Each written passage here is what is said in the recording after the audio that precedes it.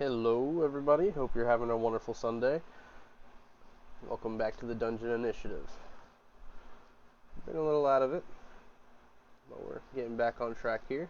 I'll probably let Hugo to bring his health back up because he's at 107 right now. If you guys haven't already, make sure you're leveled up and you got your health all fixed.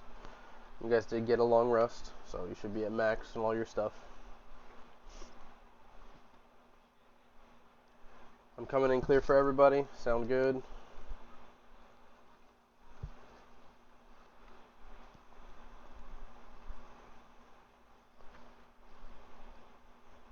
you hearing anything? Oh, not at the moment. Making sure it wasn't just me.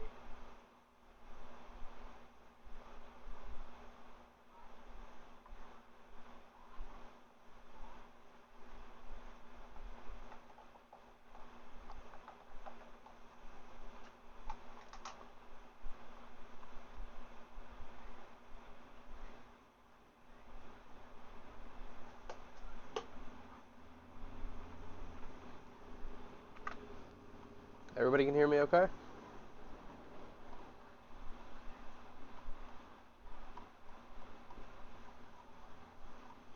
Looks like everybody's muted right now.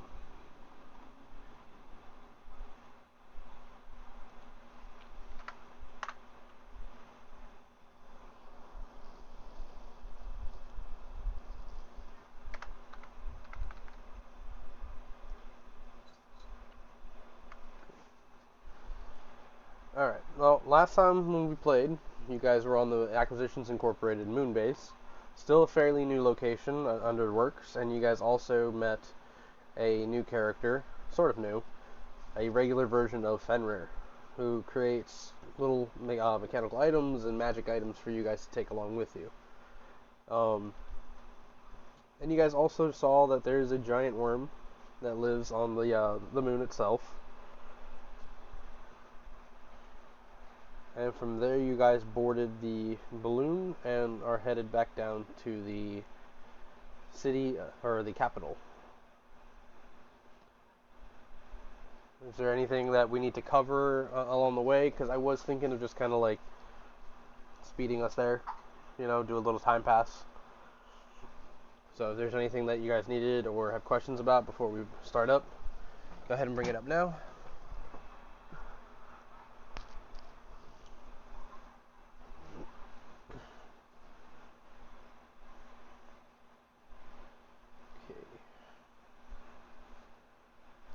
Nothing, Edward? Nothing? I don't got nothing. I'm surprised how quiet it is. They said picture the crowd naked. It's me and naked. Fen have food right now, so we're like silently nomming and waiting. Like this? And not only that, I never got an answer on what movie we're watching this Saturday. I don't even know, because we're supposed to play D&D on Saturday, too. That was brought up to my You're attention. talking, I don't know what you're saying. What do you mean? You're actually muted in Discord. That would make a lot of sense. There we go. Hi, Effie. So, yeah, I've been sitting there the whole time doing that. So that's why. Okay. That's Yeah. nice. Alright. Hey guys, we're back. Yeah. Fucking hell.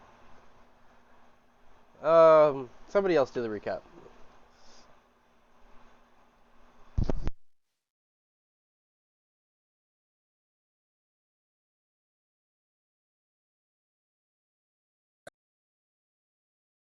Yeah, I remember. Alright.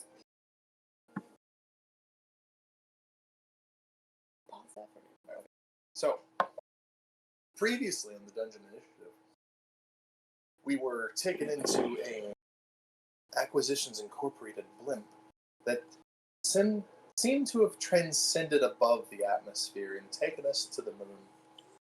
We were there, recovered, and given time to rest. Afterwards, we're explained to the situation at hand about having to comply with certain things within the court at the Capitale. and some gifts were presented to those from a familiar but honestly, strangely familiar face, just on a different form, and given to each person, to those who accepted them. Afterwards, the Acquisition Incorporated had taken the dungeon initiative and brought them back to the capital. And so, where everybody is, we are about to go to court. Trauma. Depression. Ta-da! I was asking if on the way there, if anybody has any ideas or things that they wanted to cover. Otherwise, I'm just going to do a time skip, as you guys are taken straight to the capital. 12 years later. Nothing really. Nope, I'm good. Alright. You? Okay?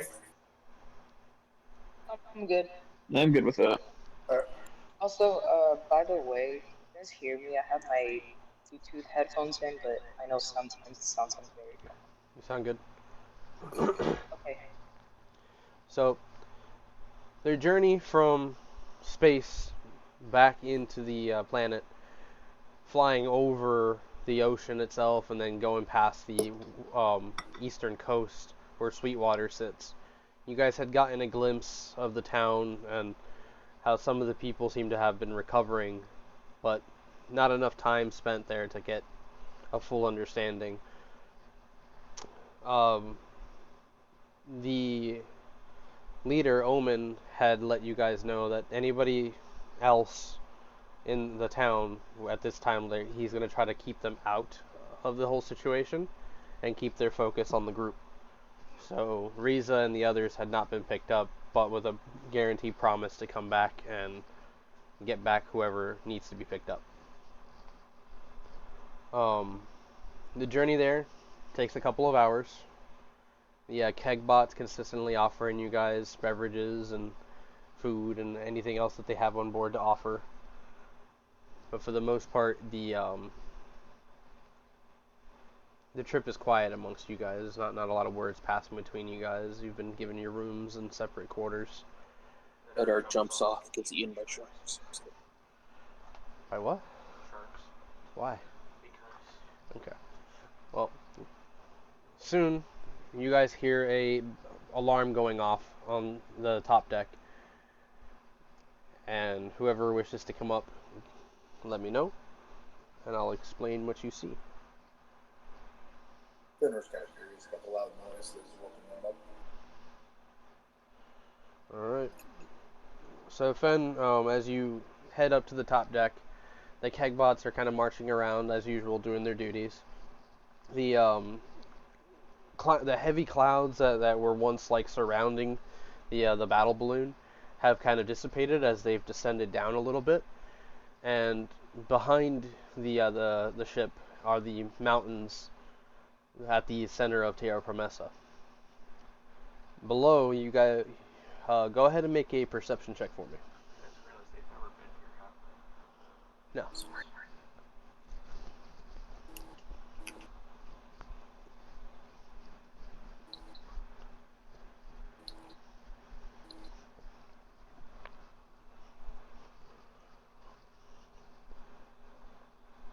A 9. You see that there is a long stretch of land that carries off toward the west, where you guys are headed. And approaching, you see that there's this ring of trees surrounding this large major city. It kind of glints in the sunlight. It's like this bluish and silvery colors coming off of the castle that kind of like cascade over the city itself. But go ahead and make a Arcana check as well for me. Oh, jeez. Let's see what happened. I rolled a 10. The Arcana check. Okay, make sure I heard that correctly. Okay, so from there you just see an approaching city, maybe a few more minutes away before you guys actually get there. Anybody else waking up, joining him? Maybe take a nap on the trip. Mind Edward was you, always on the deck. remember it's only been a couple of hours before the attack, and Edward, you guys all yeah, since the battle and going to the moon and coming back. um, but you guys do have it in your mind that you guys were supposed to have been here like 3 hours ago. Yay! I'm blaming Edward. Stylishly late right now. I mean, you're showing up in a badass battle balloon flying over the city. It's pretty stylish to me. As we approach, it's just like hardcore music playing. Like I don't know, like what's the Welcome best rap to music? the other side. Yeah, sure, we'll play that. Jesus. The Roy. Black starts. We drop down in hell pods. No, no. Omen, hit the beats. So yeah, the alarm goes off again. Since nobody's like made a move, I don't hear anybody saying that they're doing a thing. Oh, I suppose like Edward was on the deck. Really, not sure. But So yeah, you would notice Fenrir there. the facing. Mm-hmm. Oh, sorry. I was just saying, LaFay would definitely be awake. She's probably inside. No. Yes. Is LaFay in her room, or would you say that she's like heading upstairs? It's just like, come on, try to move the pillow. She's in.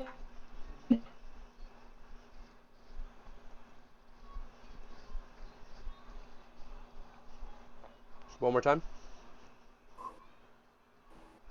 She's in her. Okay.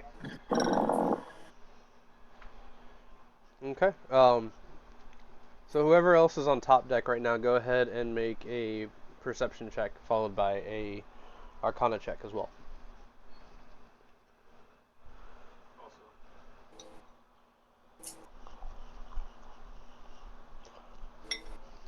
You said perception and arcana? Yeah, make a perception check and then follow up with an Arcana check.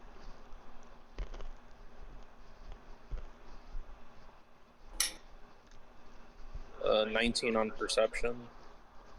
Okay.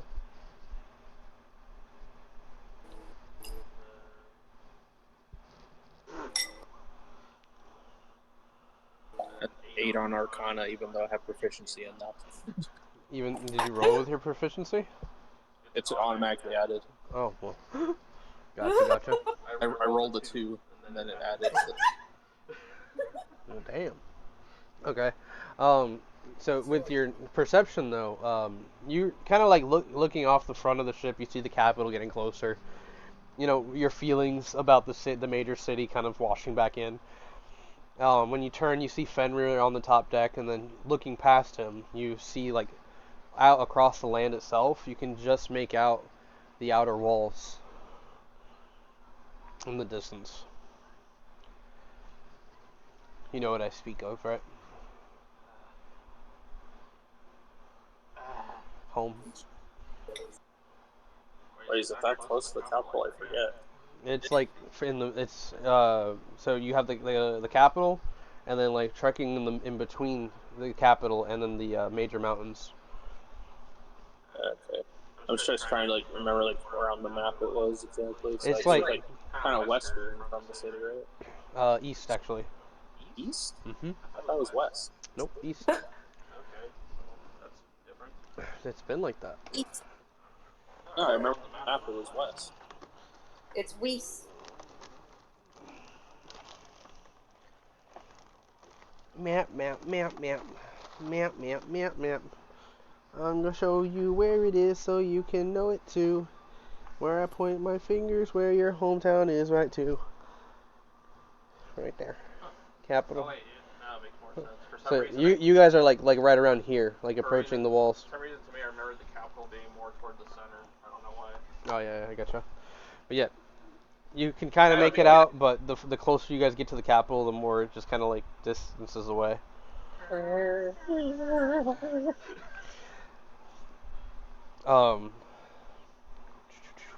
else is on the top deck? Nobody else? leave. Oh no, LaFay said she's staying in that room. Yeah. I caught that. What about you? What's you doing? Yeah, what is Hugh up to? He's having fun with that keg bot. No, I have destroyed the keg now. It is no more. Let's say its one wheel is sticky. It's like we cut to Hugh real quick, leaving his room, wiping his hands clean of oil, closes the door behind him. You just see like the last shot of the keg bot on the ground. Help me. It's in pieces. Yeah. I still love him. It's like grabbing at its insides, trying to pull it back in. I love you. Oh, it's like my third wife. Oh god. Annoying. Arrange the insides. I Jesus. rearranged its insides. It's trying to scoop up all the liquid back inside of Jeez, it. Goblin Jr., you okay cackling over there? He's like, like, jeez.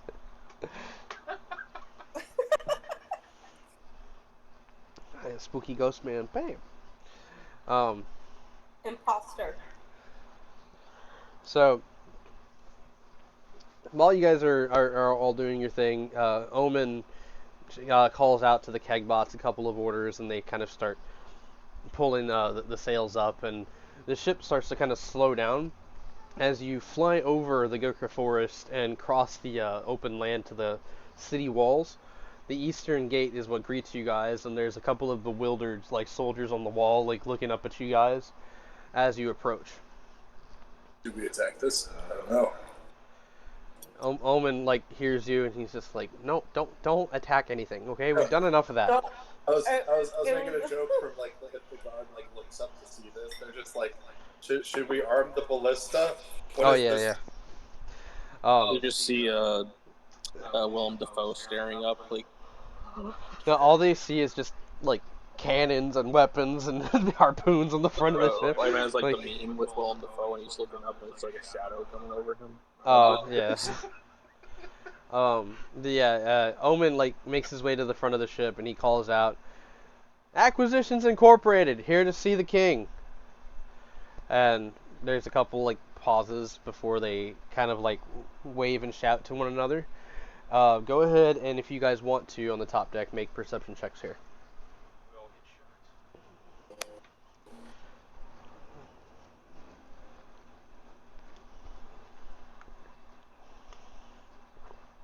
Eight. I see nothing.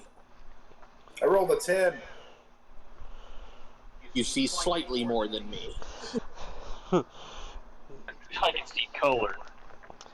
Fen, you can definitely tell between you and Edar, there's like at least 40 men on this side of the wall right now. Closest to you guys as far as you can see.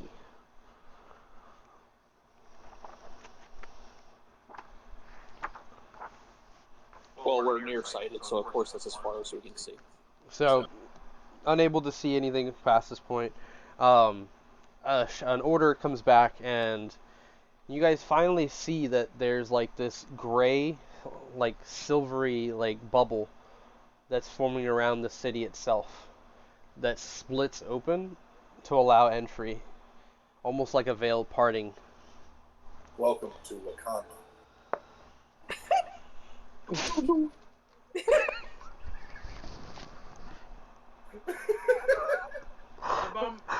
I wasn't gonna laugh until he made the I wasn't gonna laugh until he made the bamboo noises.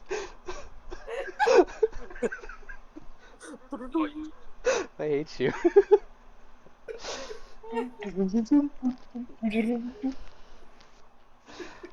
So, the ship starts to push forward. You just hear in the background. Ah.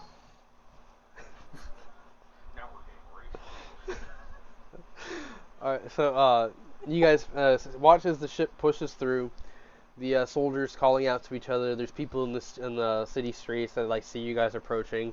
Fen, this is the first time you're seeing this major city, and on the eastern side, it's mostly like these homes that kind of make up that part of the town. And then they like split off into different divisions leading up to the capital's castle. Um, compensating for the height of some of the buildings, the kegbots kind of drive the ship up a little higher, getting a better view of the towers and um, the outer defenses of the castle and such. Omen kind of looking at you guys. He says, I've already let them know we're running late, so you guys can maybe have a level head. Just remember, don't do anything flashy. Don't try to use your rings, by the way. Fenrir looking off the edge, about to ready the superhero landing. Don't do anything stupid, okay? Turns out we're already parked. That's the main rule. Don't do anything stupid. Don't draw attention to yourselves. We're here to speak our piece, tell the truth, sort of, and everybody gets to go home. Sounds good? What do you mean, sort of? Well, you never know. I might have to pull you guys out, and just know there's a way out of here, okay? Leave it to me. Alright. Acquisitions protects its assets, including its employees, unless they're not pulling their weight, and then we have a whole process of paperwork to deal with.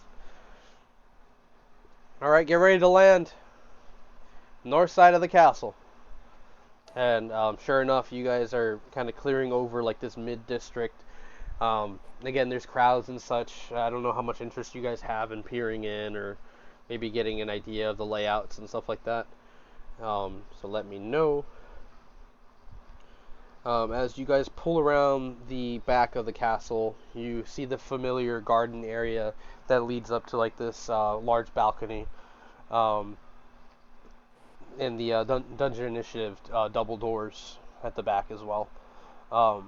But Eddard, you notice that there is a particular gentleman sitting on the bench next to the garden, and he seems to be smoking a pipe, and there's multiple guards standing next to him, and as soon as the ship starts to kind of like land in an open space nearby, they immediately like start shouting and like rallying up nearby soldiers. You notice that the Do I recognize this gentleman? from this perspective, go ahead and make a history check.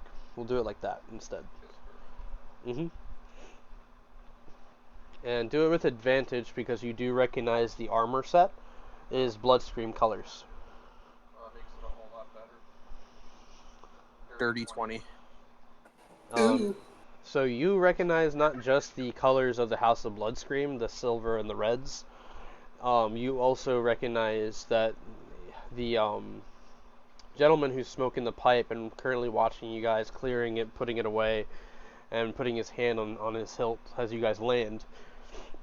You realize that this is Lord Arnold Bloodscream, the brother of Stannis, the prior king before you guys took over. And the this would be my first time meeting him at that? officially. Okay. You only know him like by name and like a few some reputation, and also when your father would meet with him and his brother. So it's like you guys don't know each other on a personal basis. Okay. But the ship like doesn't like fully land. It kind of does like a hover, and then the kegbots ready up like their platform, lifting and pushing it over the side, and lifting the rails up for you guys. And Omen and Jim walking out in what looks like a cloak. And if you've seen Harry Potter, you know how they have like those dress robes. He's essentially wearing that, but it's like this bright purple color with a bow tie on it. The bow tie looks stupid. I just know it looks stupid. Where's everybody else? Do we need to go wake them up? Kegbots, get the alarm.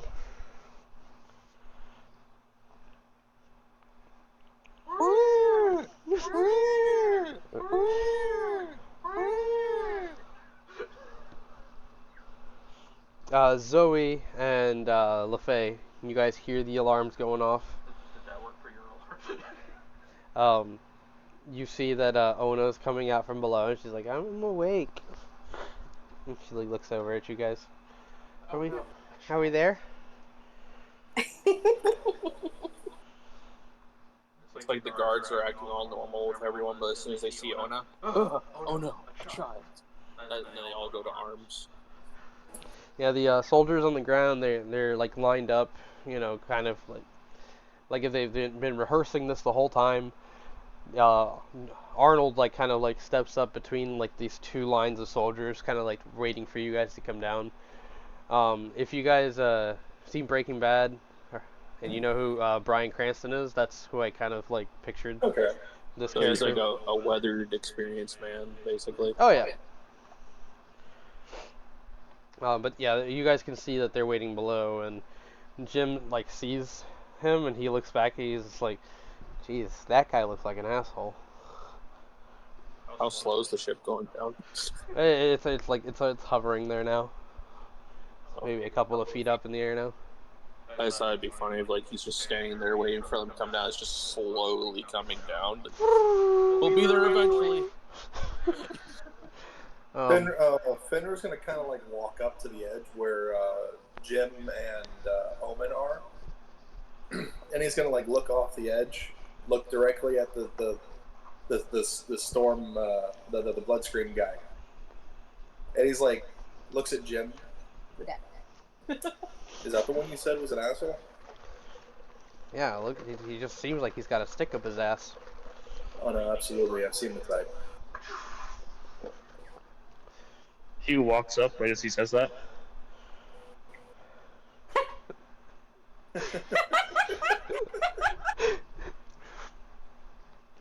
God! Don't just sneak up on people like that, dwarfs. Gosh. He's I don't know how you didn't hear me. I'm He, like- clinking and clanking. He looks at your out.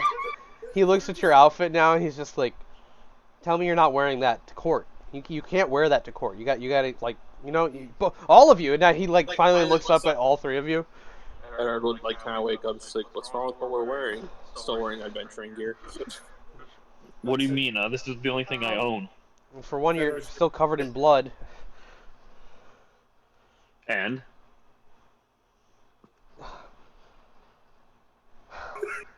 At this time, Buffet's the entire time go Fenrir's and join just them. naked. You can like stand right behind him. Fenrir's been naked. At least have your boxers on, bro. You guys didn't sleep overnight. Like, it's been a couple hours.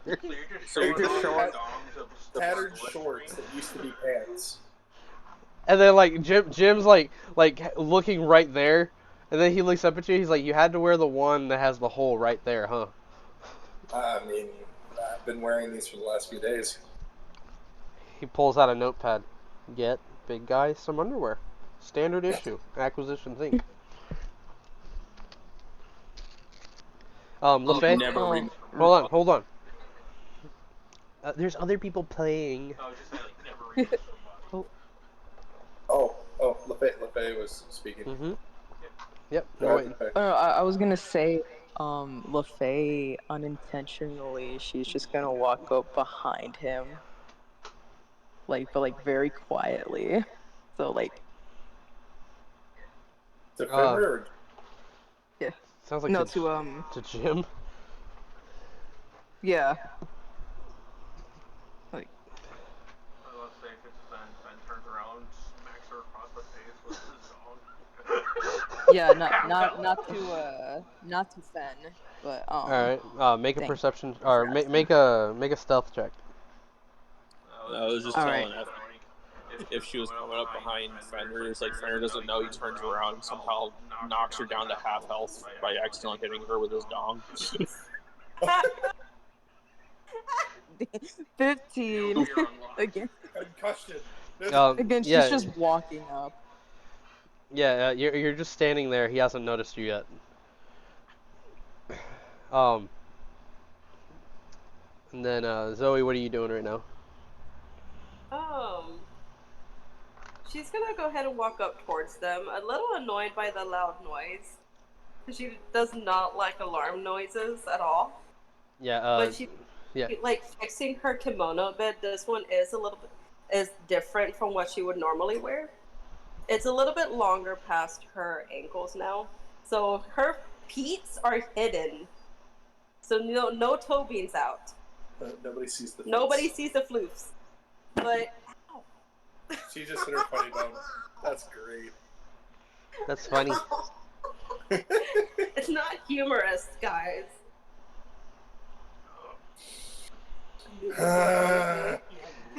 Anyways, Jim turns around as you come up, and that's when he finally sees LaFay. What the fuck? That's it. That's it. LaFay's just standing there, like with her ears out. What did I do? You guys need to stop standing behind people. I could have just... And like little sparks come off of his hand. And I do to you what I did to Jeff. Fenrir just kind of chuckles a Huh? bit. He's a little jumpy this morning. I think Jeff was actually kidnapped like over a year ago. Like, You know Jeff? yeah, he's the one who killed Binwin. Well, that's right. You guys were there for that. Rest in peace, Binwin. We never got him back. We left him on that farm, so we don't know if he's dead. Yeah, if I ever find Jeff again, I'm gonna do more than just make his hands glow.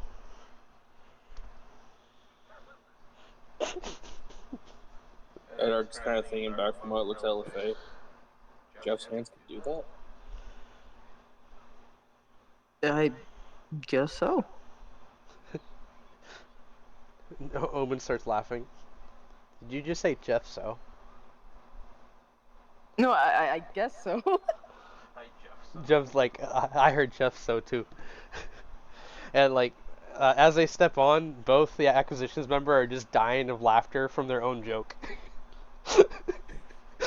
LaFay's just gonna look at them like, really?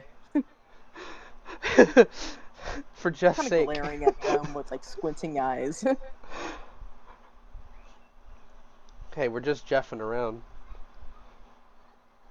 Oh, we're killing it, aren't we? Hi, Jeff so. We brought it back. Nice. The joke got old fast. Alright, come on guys, let's go. Let's get this ass kicking out of the way. And, go ahead. Fenrir just in shorts following them down the ramp. Goddamn. Yeah, so you guys are on the you guys are on the platform and it starts to descend, and about halfway down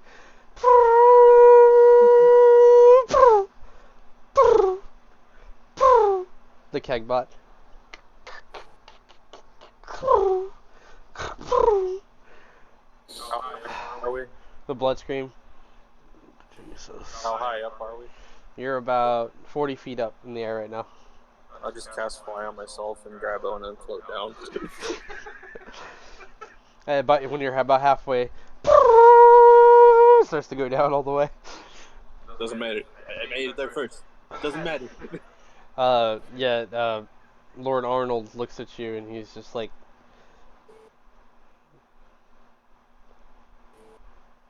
you finally decided to show up. Well, things were a little busy on another town, so... Everyone I know has a list of busy things to be doing. And this... Like giant monsters and 3 dragons? I assume you know who I am. I've seen you around and heard stories of you, but I don't think we've actually met till now. Well, I expected a little more respect from your father's, son, being your father's son and all. Your own brother greeted me at the door. And this is how I meet you all. And they made it down, says the kegbot. Ship crashes. Yeah, no, he's looking at, Zoe and in her morning, look, and LaFay, and then just half-naked Fen. Just, most of you covered in blood still. I promise they're not always like this. Well, you're all already late. So, I should probably go inform the rest of the lords that you're here. Take some time to wash up, and, I'll see you soon. Fenrir hears the word Lord. What? The fuck just happened? Ona has that look on her face, looking at him like, Are you okay?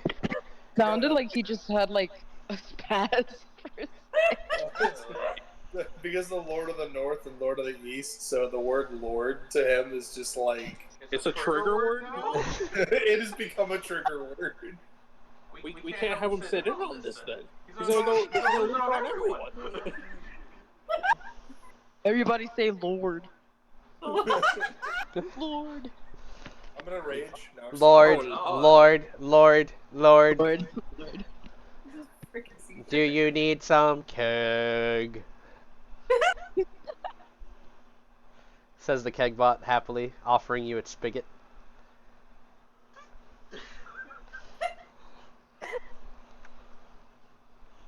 So, two of the soldiers, like the line of men, kind of like stand at attention, allowing you guys a path to the Dungeon Initiative's double doors. Bloodscream kind of leading you guys there. The doors are pushed open, and you're kind of led into like that circular room you guys are all familiar with, right? So it's this large circular room. It's about 40 by 40 foot. And then on either side, you guys can see that there are 3 doors leading to smaller rooms on either end. And then along the walls are a couple of what looks like these pull-out bleachers.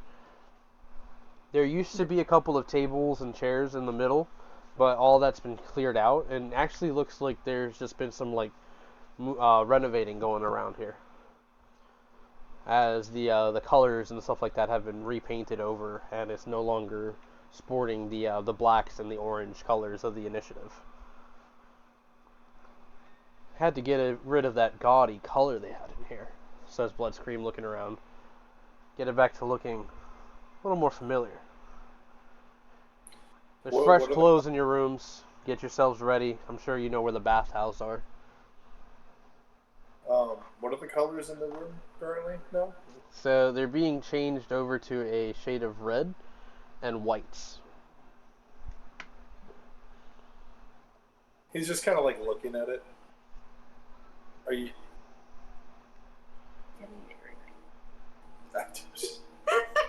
Is there a wedding? He just kind of looks you over and just like leaves the room.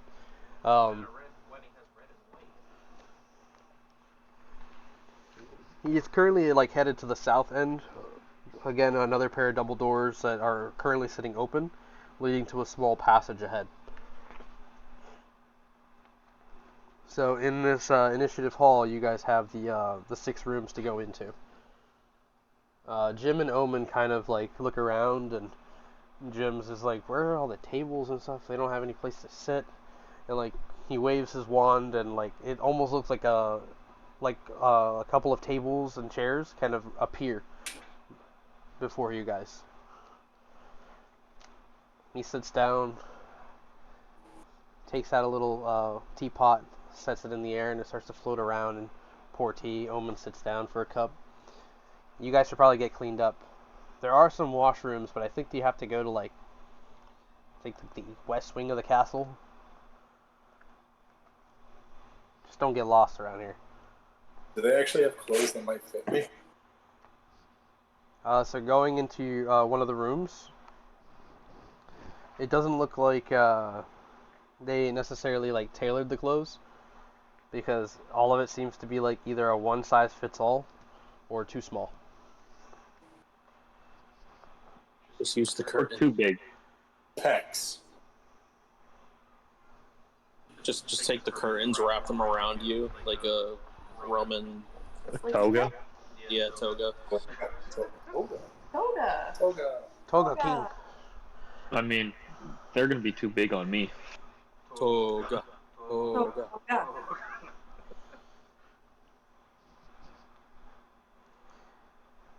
Yeah, Ona goes into one of the rooms, and she's like, I guess I'll change.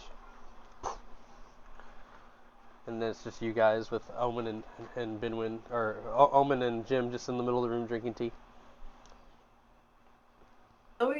Zoe's gonna peek into the room where Fenrir is. Is the outfit going to fit you? He's trying to put the shirt on right now. It rips.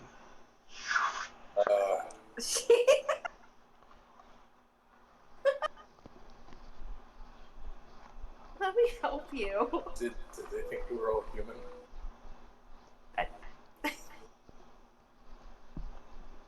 I won't thank them for the outfit, but I think I'm fine with what I'm wearing. And she's gonna take what Fenrir just ripped and try to make it to where it would fit him better. Okay. So you're working that out. Actually, hold on. I think So actually she's tailoring it. Tailoring it to his physique. Make a tailoring check. never mind. I don't. But that'd be dexterity. I don't know. You don't have to. I rolled 20. But still sweat covered and blood covered and all that. You guys haven't really had a time to wash up like that. Are Are you we just about to have a bathhouse scene? are you guys just trying to get like change up now and whatever, or are you guys gonna like try to go find the bathhouse and? After Zoe's done tailoring his outfit, she's actually gonna go find the bathhouse. Okay. So And she's well, gonna look at LaFay. she's gonna what? She will look at LaFay. You need a bath. Yeah, yes. She's gonna look you over just to inspect how clean you are right now. Oh, she's she's a bit bloody. Come, we have to get clean. Fenrir's like, Uh, wash before I put these on. You should. The door to Ona's room Yeah, opens and she comes out like kind of wearing like her underclothing with a bundle of like white clothes that were set on her bed, kind of matching the same color scheme that everybody else is getting. But she like runs out. She goes, Wait, they gave us white clothes? Mhm. I'm not wearing that. I'm just gonna like. it's like I'm gonna do my thing. like gray like gray sweatpants and a white tee essentially. Yeah. see, I'm more of Yeah, a I'll dark just- type. I'll like I'll look through Oh for a moment God. and just set that down to just go through my bag, pull out an extra set of clothes I have there, which is mostly just like browns and blacks basically, and still has like a leather like tuna that goes on top of it. There, I'm not wearing that. But Zoe's gonna look at Ona. essentially like the Stark armor when they're out in court. She's gonna look at Ona. Go ahead. Yeah. Though because she came running out with the Yeah, bundle she's like a bath. She's like, she just smiles and nodded, of course. Let's go. Where do we go? Where is the bath? Down this way, and I'll show them where it's at if I remember correctly. I don't remember exactly. What Edard remember that? Yeah, I'll Okay. kind of guide you through the process. I'm just not sure if Edard's been in that area of the castle. I mean, he's explored the castle before, and like especially when in his youth. It's just been a long time, Not so really. some things might be a little different. Oh, Yeah, Like, most this is probably probably like being at Like the main halls and stuff like that. Yeah. Lefay was trying to say something. Yeah, Go ahead, what's LaFay. up, oh no, sorry. No, you're good. I Go was ahead. just, I was just gonna like go up to Edar and just be like, any chance you got another extra spare clothes like that? You don't carry any clothes in your bag? They're bloody. Even the ones in your bag? Yeah. I might have, see, they were clean, and they might have, accidentally got some blood splattered on them, a little bit of dust, some rubble. Eddar's gonna look into the bag of holding that he got from Franklin. Did Franklin have any clothes in there? Yeah. Oh, God. There's a couple of leathers and undershirts and stuff like that. Okay, good. I was expecting something They're like crazy. That's like Out of this world. so like the equivalent of like his like dresser drawer is taking like clothes and just like balling it up and stuffing it in there. So like when you pull out these shirts, they're like kind of like some of them are like sticky and crusted, and then like there's some that are like really like worn out and thin almost Yeah, like. I don't want to be that mean. What else is there?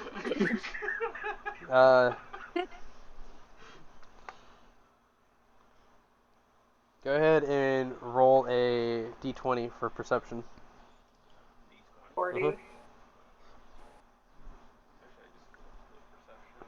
Actually, why does it be investigation? Yeah, investigation. Thank you. Be the same thing, but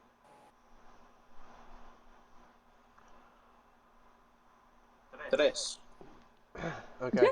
Yeah, you mostly find clothes like that. Some of them have holes in them, but they're not like the best one you find is this like blue shirt with like buttons running along the front, and then like along the armpits there's like little holes and stuff like that. I Um, mean, There's does this. Zoe see this? Yeah, I mean you guys are still like in that room. Um, Like she's gonna. Okay. She's gonna walk over you to guys are Eddard. you guys are Or, here. You guys are right okay. here. And these are your rooms. Oh, thank you, Effie. Look, I drew this. I drew this for you guys. Wow. I Wow. can't see anything. I'm gonna have to like go on Twitch because It, it's not showing me it's you. in one of the chats. Look at that. Yeah, I it put is in the chat. Zoe's gonna walk up to Eddard Oh before wow. he gives it to LaFay. Give me that. This is all I could find in there. He's gonna start sewing where the holes are. Can't believe it. Do any of you even care for your clothing? They're just looking at her like, I'm not talking Faye to feels like she's getting yelled at by her mother, so she's just standing there like I can't hang on, I cannot speak. She's standing there kind of like rubbing her like arms, kind of like embarrassed. She's gonna finish sewing and then toss it over to LaFay. Try it on when you're clean, please. I'm getting too many cents from you right now. She's again because she feels like she's getting yelled at by her mom. She just like kind of goes, "Yes, ma'am." Her And ears just click. walks away. Fenrir just like snickers. Don't you dare make me come over there. From the double doors leading into the castle, they swing open, and you guys see three maids come in, looking like they're carrying fresh towels for you guys, and they look you all over and they say, "We were sent to make sure you guys have your accommodations. Is there anything that you're lacking in?" Do you have a brush? Well, a brush? Yes, a brush. Yes. She like kind of looks into her inventory bag and she takes out a brush, some toothbrushes for each of you. The brushes that they have are kind of made like just like straight bristle sticks. I forget the exact term of what they're called, but like they're just like you kind of rub them on your teeth. Okay. Um, but they're handed like fresh towels, and they say, "Would some of you need to be led to the baths?" Yes, I please. show them where it's kind of in the same area. Okay. So who's all going? Fenrir's like subtly like trying to move away. Zoe's gonna go towards to the bath. Okay. So who's all going to the bath? Fenrir is, but he was like afraid of the brush. Is Fenrir that kind of guy that like Zoe will brush his hair, but then immediately after like he'll just like mess it up and everything? It's not just that; it's the fact that he doesn't brush his teeth. You. He's got canine mouth. Gross. Did you put your mouth to his mouth? Gross. How can you kiss that? Bro, you're just eating what he had for dinner again. Your beard brushes your teeth. That is true. All right. So who's all following the maids? More gingivitis than I do. I'll go. Yeah. I think we're all gonna go. We're all bathing. So all of you are going. I'm not. Nope. Oh, You Okay. know. Okay. So Hugh, that's why I ask. I need it very specific. Who's all going? He was not going. So Thank you. you stay behind, right? Yeah. You were inside that And box. his musk. He's like, if you crack him open and you open up that armor, it's just gonna be hot steam that comes out. Along Just with straight Joke's on you. and along with the There's mimic. there's a mimic engulfing my body. Oh, God, that's probably Why he doesn't want to. But Okay. nobody knows. So He doesn't want to show anyone. so as you watch the rest of the group get let out, Hugh, Jim looks at you and he goes, "Would you like some tea?" I'm down for mead. And then you hear like a, Oh no. "I'm here for you." I love you. And when you turn back, you see that there's like the kegbot had put itself together piece by piece, and they're all like disleveled and in the wrong places and stuff. And it's just looking at you like, "I love you." Is there like a bigger one? And Jim looks at it. He's just like, "That's gonna be for life, buddy." I mean, I can make his life very short. Worth it. Oh my god. Alright. That so whipped. So, the main group being led through the double doors, you guys make it to the small hallway leading left. There is a door where you guys can peer inside, and there's a small square room there with a table at its center. You see that standing there standing there on top of what looks like a what's it called? Like a step ladder. You guys notice that there's a gnome at the table looking at you guys as you pass by, and LaFay and Edward, you recognize Lord Kiazul, the gnome leader. Kazul? K Azul. Kazul. Mhm. Oh wait, that's the one of the guys that saved LaFay, right? Yeah. Okay. But when he watches you guys pass by, he just kind of looks disappointed and looks away. And turning the corner to shut the door as you guys pass, you see it's Bloodscream watching you guys walk by, and he just shuts the door in your faces. And you hear like two more doors close. As you guys turn left and make a right down this long passage, there's a door just behind you guys as you pass. Anybody interested in looking inside? Sure. Zoe Yeah. will peek in. Fenrir's curious. Oh great, even Fenrir's curious. We're all So peering in as you guys pass, you notice that there is someone like kind of knelt on the side of the bed. Who's in the back of the group? Oh I guess Fenrir would be. yeah. Okay. So as the main group, you guys all see this man kind of knelt forward like this, and when he sits up, Fenrir, you realize that it's Lord Rosegold. As he turns back and looks at you, smiles and nods his head at you. He said, "Lord, you're triggered." Ah!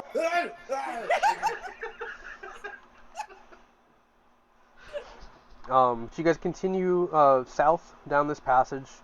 This long hallway consists of just like paintings and stuff on the walls, and then eventually you guys pass through what looks like this kind of like a almost like the equivalent of like a what's it called? It's almost like a bar setting, not a bar setting. Tavern? No. It's a little more elegant than that. It's like a cafe. Almost set up like a cafe. There's a couple like little tables set up with some. There's like a couple of lords and ladies sitting there. Seem like they were there by invite. Ed, are you kind of recalling this is where people kind of go when they don't want to sit in the hall with what they would call most of the common folk, because sometimes they would allow people in to feast and eat on the weekends and stuff. That used to be kind of like an event here. But if the lords and ladies didn't want to be around that, this was where they went. And up along the left wall, there's these large windows where you can look out, and there's the equivalent, except it's an outdoor setting next to a garden area with like nice little decorations. Nice. Eventually, you guys reach the main hall, which has currently been cleared out. The daylight kind of washing in through the windows, kind of making it feel like This is definitely like gonna feel like being in the spotlight. Um, the king's table has been arranged. There's a couple of notes and scrolls set aside. No one's seated there presently. The door leading to the chambers behind the seating is currently closed. You getting the sense and the feeling that you can definitely tell your brother's in there. Okay. But the maids continue to lead you out to the south end of the main hall, um, making a right turn and going down, and going up to the western side or the western side of the castle. They make a right turn and lead you guys down a bunch of rooms. There's one to the left, one to the right. There's four. There's two to the left, two to the right, and then a continuation of doors going down the left side of this hall. The maids quietly lead you down this passage. Are you guys interested in peering into any of the rooms on the way or anything like that? Sure, why not? Make a perception check as you guys walk. Natural 20, baby. Natural 20, come on. Natural 20. I made a 25. 14. I almost got a natural 20, and then the last second it went to an 8, so I got a 9. Okay. Rose working for you.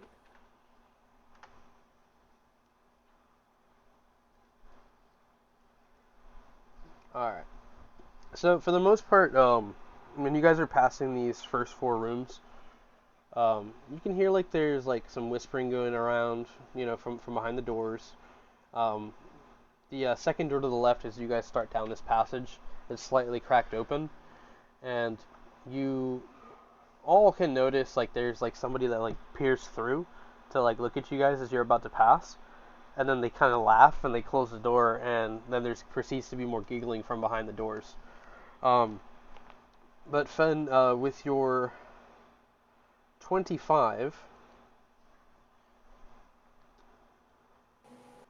you can hear some of the whispering, and it seems to be like two young women, and they're saying, "That's them. That's definitely them. Oh, I hope they're not in too much trouble. The big one, he seems interesting." And before you can hear the rest of this conversation, there's a man that kind of turns the corner about halfway down this hall, and he bumps right into you, Fen. And you see that he has like crazy curly hair, and he's wearing what looks like a chef's outfit, and he's looking up at you like instantly like nervous, like, uh, Sorry about that. no, I'm sorry, I didn't mean to, my lord. And like he like turns away, he like shuffles it. As soon as you start freaking out like that, he freaks out more. He goes into one of the rooms, closes the door. No, that doesn't happen. For some reason, in my head, as he explained the guy bumping into you, all I thought was like, guy bumps into you, Fenrir's first reaction, grabs him by the throat, slams him against the wall, kills him. He's like, sorry. No, but Fenrir looks at him. Don't. It's fine.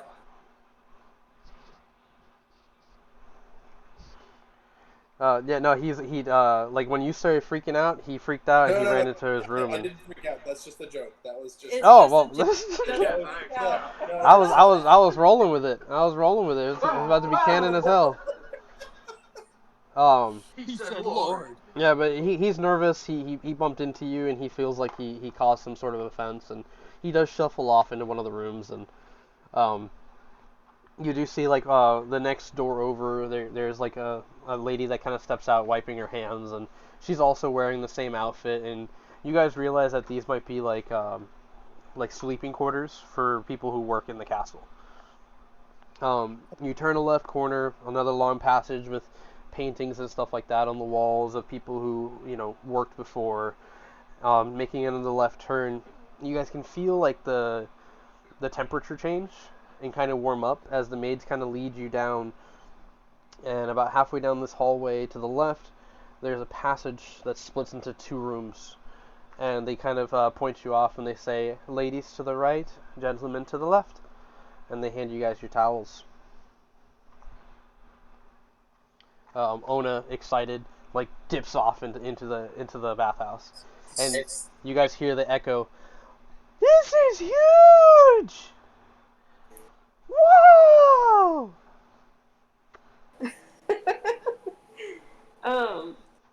Zoe's gonna take LaFay's arm and drag her into the bathhouse. No, please, no. All right. So She's just gonna later like, oh, hey, I can go in. Look, there's no doors. Oh, wow. yeah, there's no doors leading into the bathhouse, but there is like a Edard knows that, but right just after the entrance, there is like a privacy screen that stretches left to right, so you kind of have to like go around to the other side, and on this side, the tiling and everything is like this light pinkish color, and it kind of makes the room feel like this rosy kind of garden feeling. Um, the bathhouse itself like kind of sits like 5 feet deep, kind of going up a little higher as you get closer to the exit. There's nobody there except you guys currently, at least on the female side. Ona immediately like kind of strips down and just jumps into the water, and she just starts like swimming backwards. Oh no, it's not playtime. It's so warm. Wonder how they keep it warm this whole time. Starts splashing in the water, and then she dips under. She's gonna look at LaFay. There's a devil underneath the water. So LaFay's just gonna look at her like, hey. Well, this is the only time to wear her in a luxury area. Yeah, I guess. Zoe's gonna go ahead and strip down as well, but she's gonna fold her kimono and place it gently to the side and just... LaFay's going to turn around and give her respect. All I can imagine is LaFay's face just beat red, like, why did... Yeah, why she's no just like, yeah, like she's just standing there, and as soon as like she sees you like strip down, she's like, oh, like her face is all red, and she like just like quickly turns around. She pulls up her hair into like a ponytail and looks at her. She is not looking at her. She has her back turned. Once I get in the water, I'll let you know, okay? Okay. Adorable. She's gonna step into the water and just like finish putting her hair up into like a bun and just like literally like slip in to where it just covers her fully, and she's gonna look at LaFay. Okay, ready, done, in the water. Okay. And she's gonna turn away to give her that same like respect of not looking at her. Yeah, she's gonna like strip down and go to the water. Such a nervous child. Make a perception check, LaFay. What the fuck? Okay. Perception. I swear, Effie. I'm scared. Perception. And magically a door appears in front of you before you step into this. No, imagine she just steps in, but she slipped. it's a door that lives next to the door. 28. You're nervous. You're getting in the water, and then you spot like this white like movement coming up to you, as Ona tries to like tickle your feet, but you catch her on time. She's gonna like grab her arm.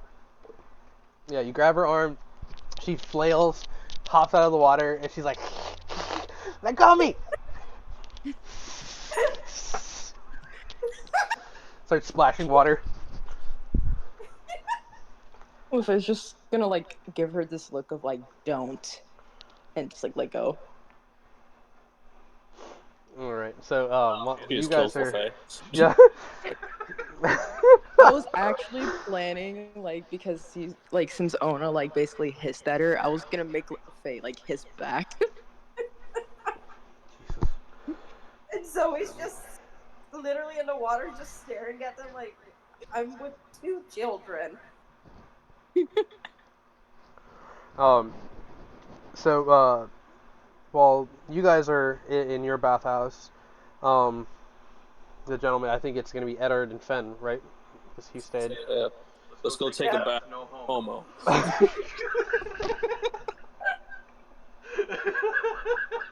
I'm dead.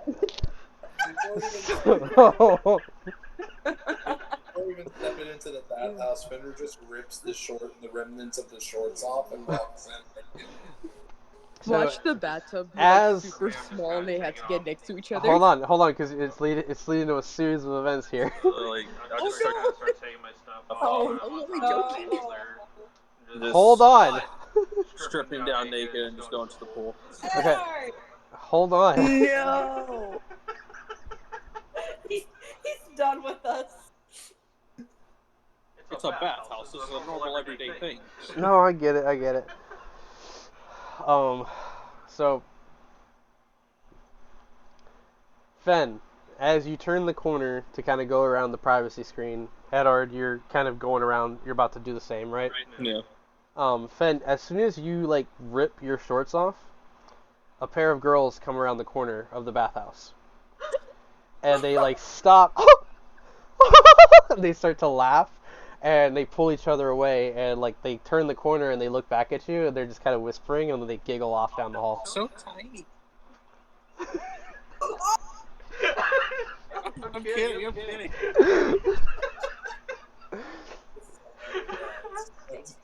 And then Eddard, like as you watch them running by, nothing specific there. You turn around and you see like the layout of the bathhouse. This one kind of having these light blue tiles. You turn and you look and you see that there's two men kind of gathering their gear, and they're like quickly getting dressed. And they stop and they have you and Fen on either side of them. I just casually keep going with what I'm doing and start taking off my stuff. Fenner cannonballs. One of them is just like, I take it what you saw here will stay in secret, and you realize they're putting armor on. It doesn't matter to me what you guys were doing. Just, yep. Good. Real fast, Fenner's like, are there any like insignias, marks, or? They're definitely Stormbane soldiers. Okay. Yeah, they yeah. He looks at them, and then kind of like looks back towards the hallway where the 2 girls went. 3. What was it, 3 or 2? There's two girls. Like, that's normal. He like smirks. Nice. The soldiers are like, they're ladies. They wanted to sleep with us. Oh, crazy? My lord. Fender just steps down into the bath. I'll give them a fist bump as they walk by. It is a nice hot bath, by the way. Oh yeah, they receive the fist bumps. They're like, back to work. They walk out there like all proud of themselves.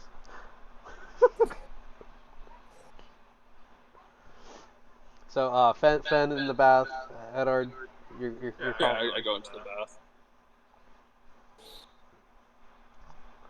Immediately kind of dip my head under the water to get all soaked and everything. Just lay there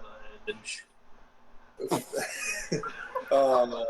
Fender's just finally like relaxing. The hot water is nice, the steam's nice, and he's just like full sprawl where he's sitting.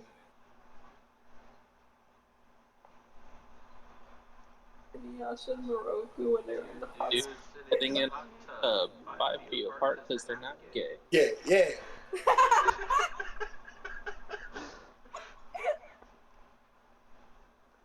Wow.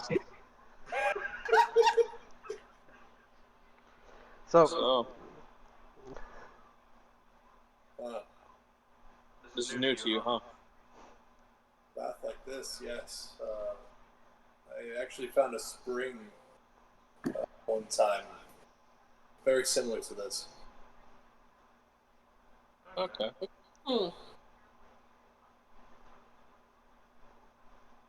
A spring similar to this.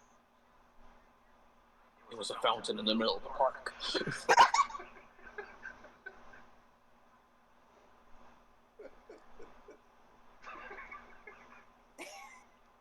Edward, you're gonna get us grounded. It's possible. Alright. So, you guys spent some time here.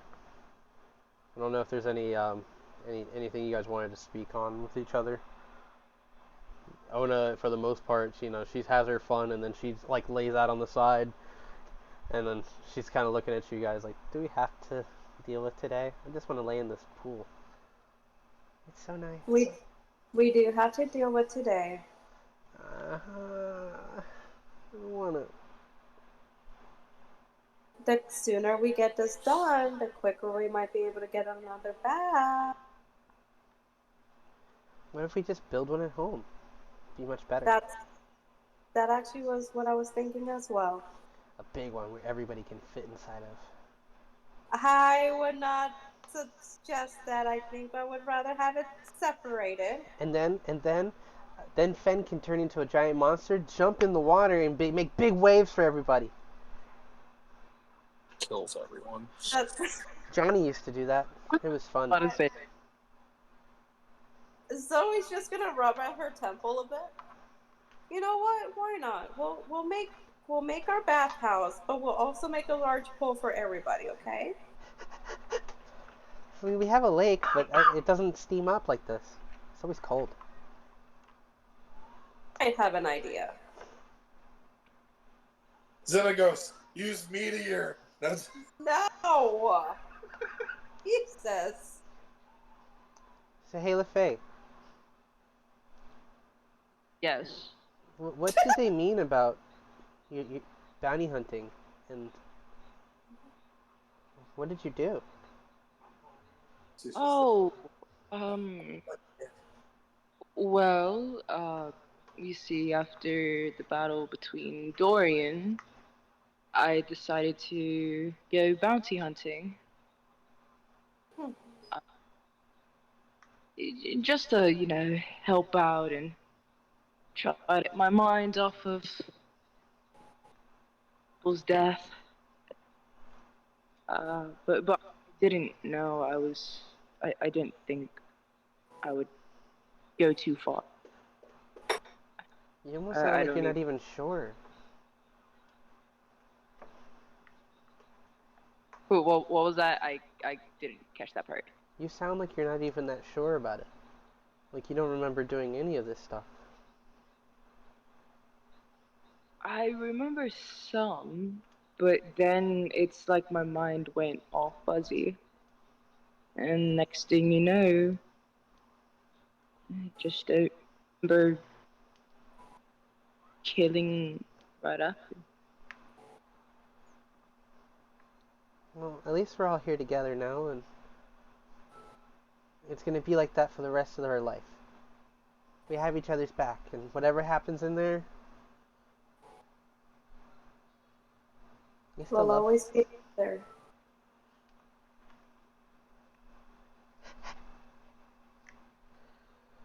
We do a quick cut over to Hugh, who's currently hanging out with Omen, Drawn, and Jim Dark Magic.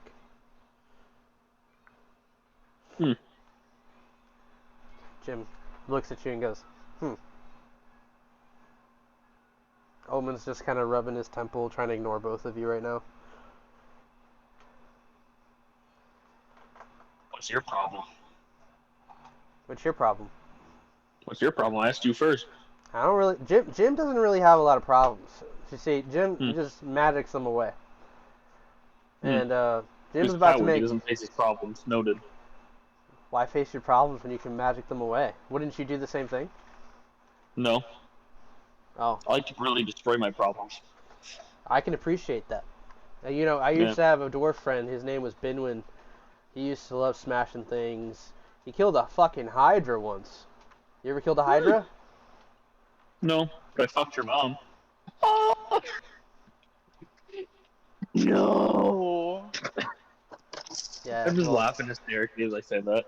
I've been keeping your mom on layaway for years. My mom's been dead. Exactly, layaway. Doesn't mean I won't do it. Do it. See if I care. Jim's not I above got fucking nothing your to gain mother, from even it. if she's dead. Jim will bring your mother back, just to fuck your Yeah, mother. I'd fuck my own mother if that's the case. Jim's Omen's just like, can you two stop talking about fucking mothers? Like, No. I'm pretty sure you're wanted for like something. Me? I haven't done anything wrong. Are you sure about that? Yeah. Everything I've done is in self-defense. All right. Well, I don't know. What about this? Well, I do. Oh, that's you. Tell us about Sweetwater. What happened there? No idea. You were there, right? Did you fight? Did you have to deal with anybody there? I helped kill corrupt politicians, but that's not my doing. That's the Lord's doing, as they would say. You don't come off as a godly type person. No, I don't. But yet I am a paladin. I know, bizarre. Very bizarre. What are you, multi-classing? What is this multi-class? Jim's like, nothing. What do you know that I don't? Well, Jim knows a lot. I can tell you that. Jim knows a lot of things. Well, I do know a lot of things. Make a perception check for me, Hugh.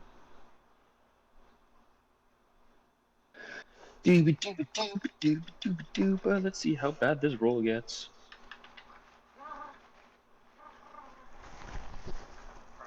A 14, not bad. I'll take it. With a 14, you're kind of hearing Omen and Jim kind of like babble on with each other, trying to like engage with you here.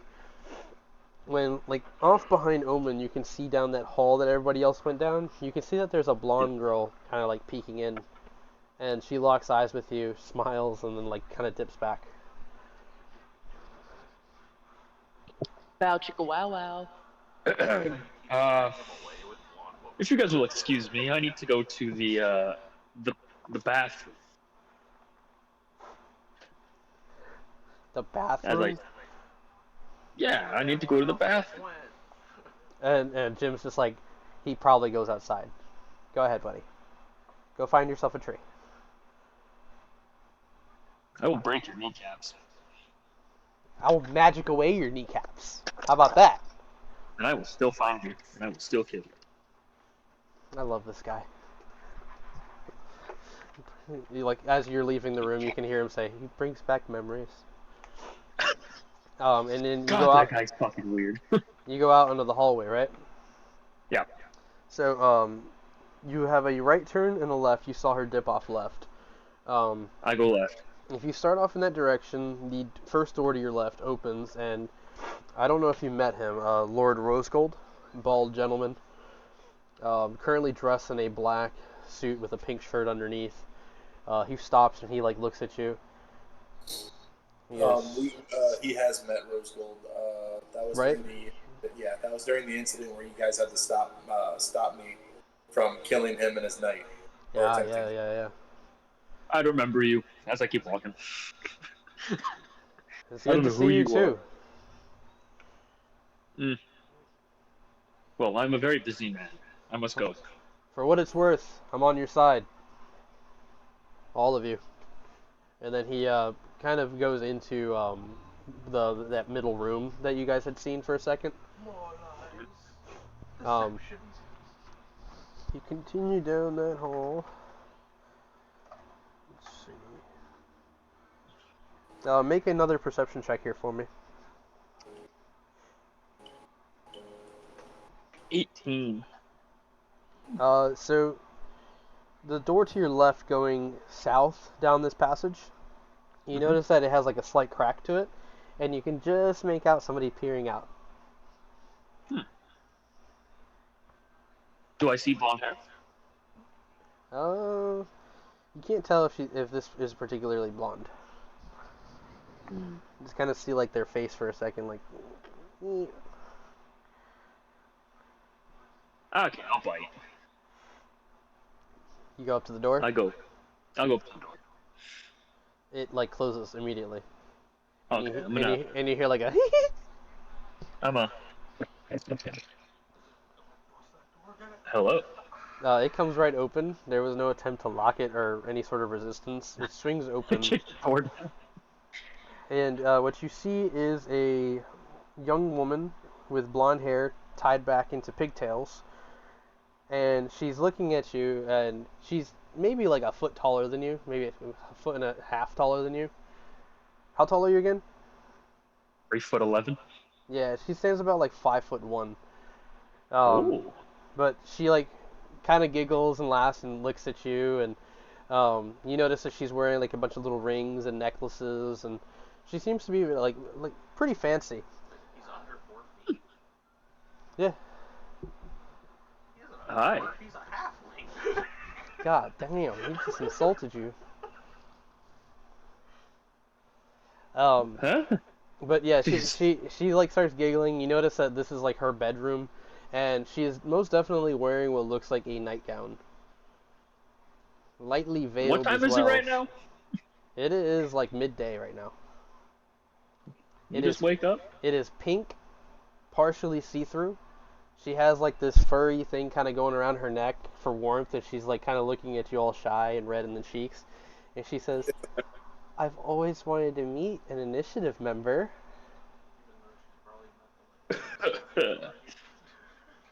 That's what I am, an initiative member.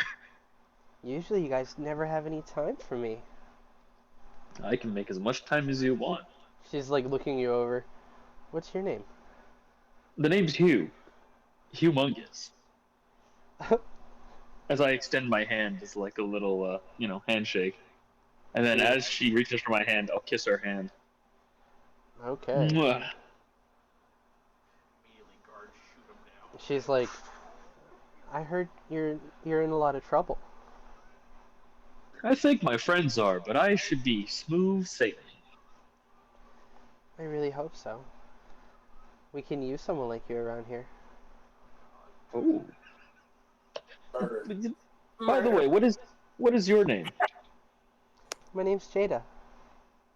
Jada's what you said? Mhm. It's a very lovely name. Thank you. Are you always so nice? I can be to the people I like. You like me? Yeah, I like it. Liar. She like kind of like sidesteps you and kind of like goes up to the door and closes it. How much do you like me? Oh no. However much you need. Make a wisdom check. I don't even know what screams entrapment to you. Right? This whole scenario.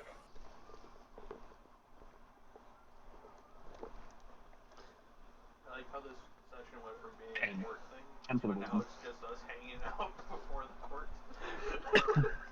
The more we got close to it, the more I was like, it'd be fun to have like some drama. It's just like the last hour before we actually go in there. Yeah. 10 for my wisdom check.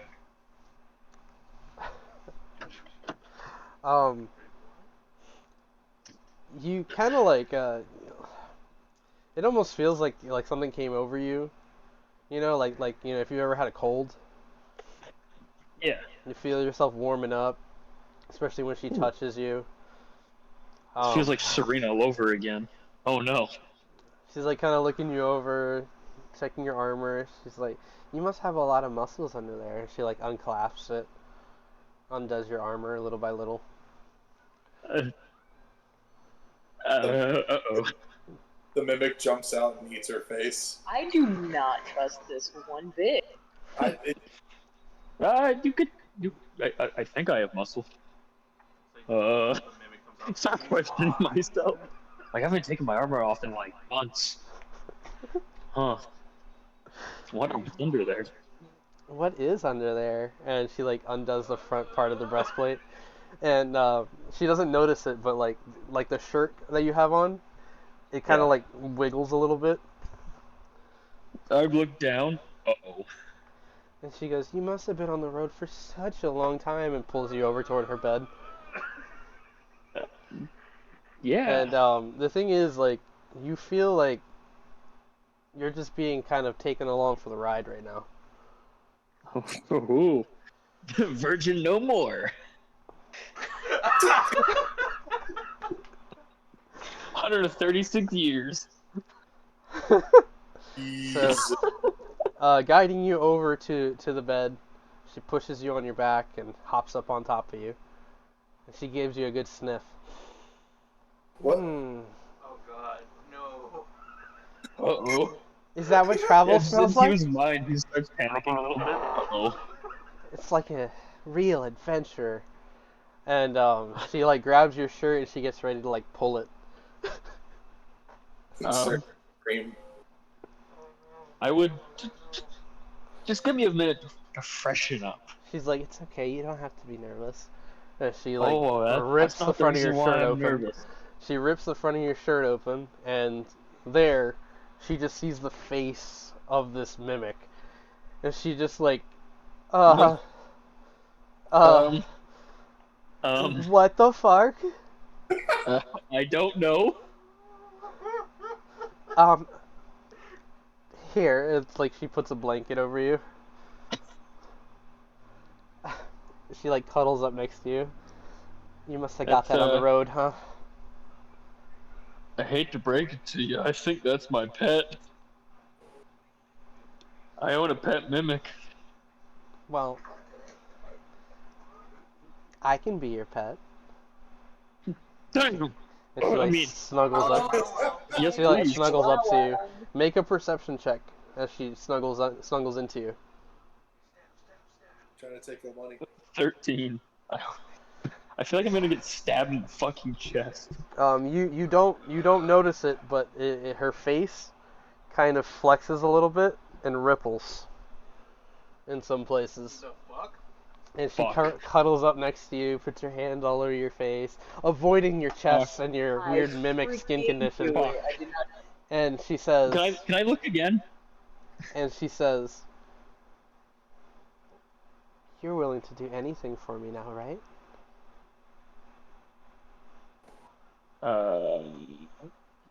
Yes. Don't worry. I'm gonna make sure that you and all your friends make it out of this perfectly fine. But you will have to do something for me. Okay? I want to roll an insight check. Oh, no insight right now. Fuck. You failed that wisdom check, and now it's starting to come through. I'm gonna send you a message and let you know what she's asking you to do. We cut back to Finn and Eddard, who are currently wrapping up their bath. Damn it, Hugh! All you had to do was come take a bath with us. No. No.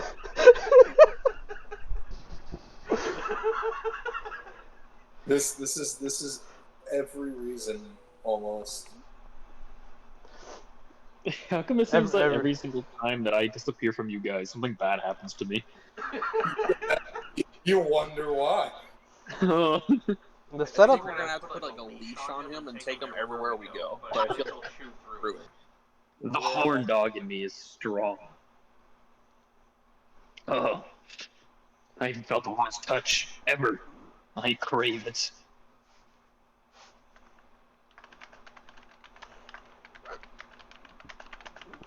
And we're kind of like finishing up, like washing himself. He kind of looks at you, Eddard. So what's the deal? Kind of just finished rinsing out my hair. What do you mean? You're a lycanthrope, but you got that sword, and you could summon a ghost. Well, the lycanthropy is kind of a thing of my people, but it is still pretty new to me, though. It's been dormant in us for the last 150 years. Fenrir kind of like sitting up now and like looking at him still. Huh. Kind of makes me think about my abilities. Um, You ever tried to embrace it? Well, more than you do.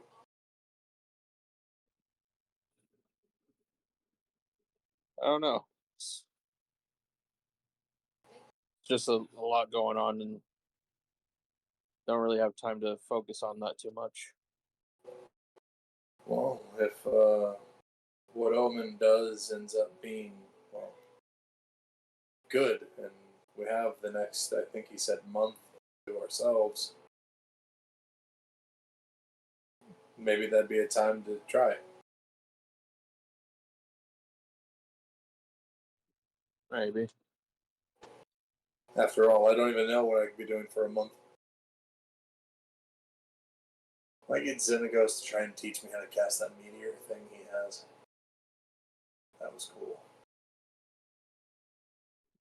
I mean, going into that beast form and casting meteor would be insane, honestly. Yeah, speaking of insane, I almost died. He like sits up a bit, realizing everything that's happened in the last 24 hours. Yeah.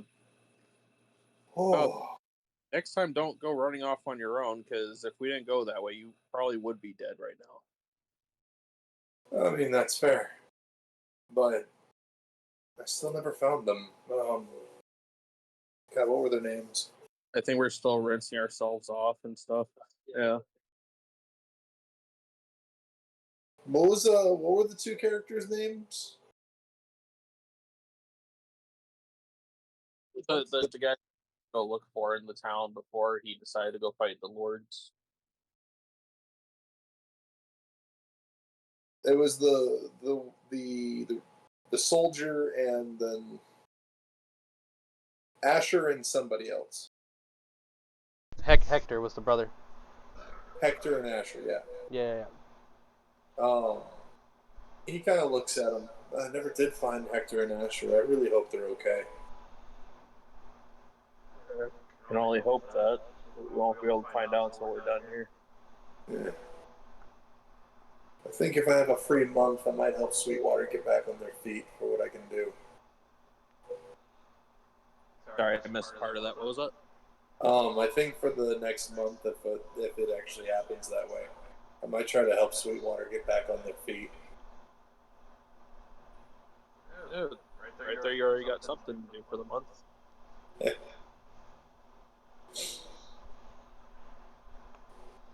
Still, what I'll do for that time. Like I said, maybe focusing into that werewolf side of yourself might be good. Maybe. But I also have to probably look more into the sword and the Raven Queen. But I also have to make time for Ona, because pretty sure she's mad at me. Well, wherever you decide, bring her along. She seems to keep you anchored pretty well.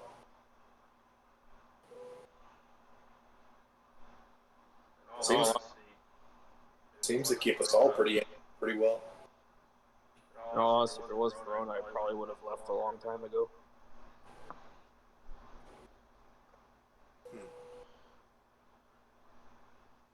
That'd be a shame if you did.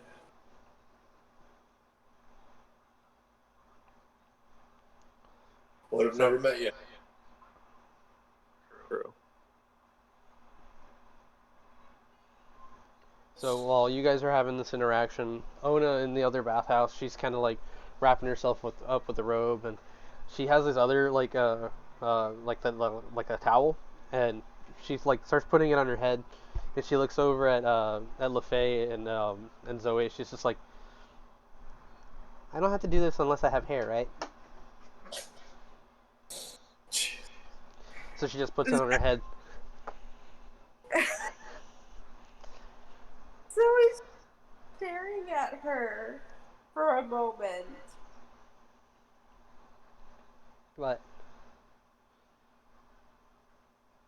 I mean, you can try if you'd like. It doesn't really matter if you don't have hair. She's like starts to kind of back away, and she runs out. Okay. Noises when she doesn't know what an airplane is. She just went. She's just literally just staring. What if it's just and- a kid going? And they have no idea. They don't know what a helicopter is or an airplane is, but she's just. I know, but like, it's just the funny part of it is like she doesn't know what that is. That's what makes it funnier. But Zoe's gonna put her kimono back on, and she's gonna start brushing out her fur. All right. While you guys are doing this, Fen and Edard, are you guys finished up, wrapped up? Fenrir's gonna start drying off and put on the quickly fitted clothes. Edward hasn't noticed his eye change, has he?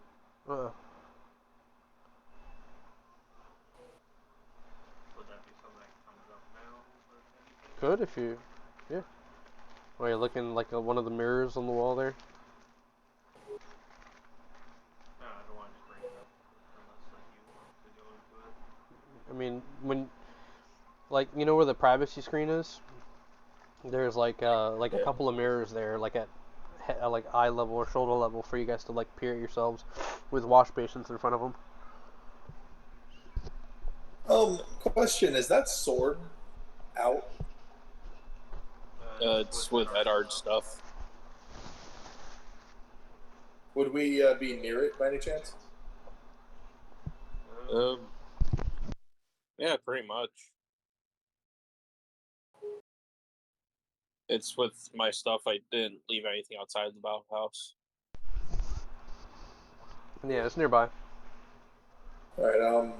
Fenrir's gonna kind of like walk over to it and like look at it, not touch it though yet. Everything okay? Edard says as he's just kind of drying himself off. You said the sword's attached to the Raven Queen?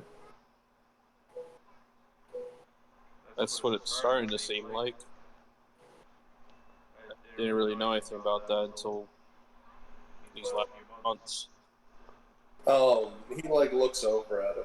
Is that thing you did when you kind of appeared out of nowhere with like radiant wings and shit?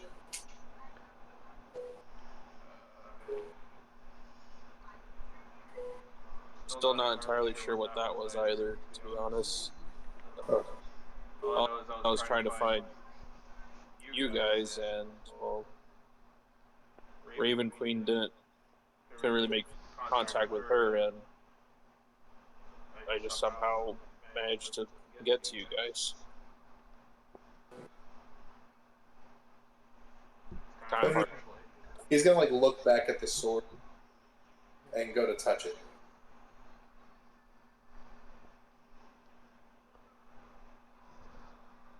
They're kind of like watching. I mean, Which sword is it? Like your hilt? yeah, It doesn't do anything at the moment. yeah.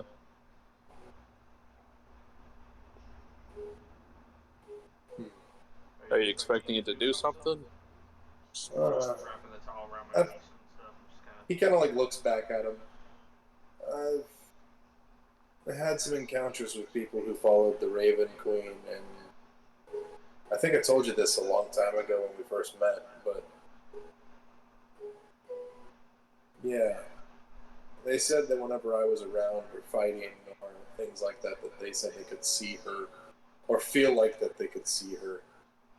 Not too much into those gods thing, gods and goddesses. Well, at least ever since that, the incident.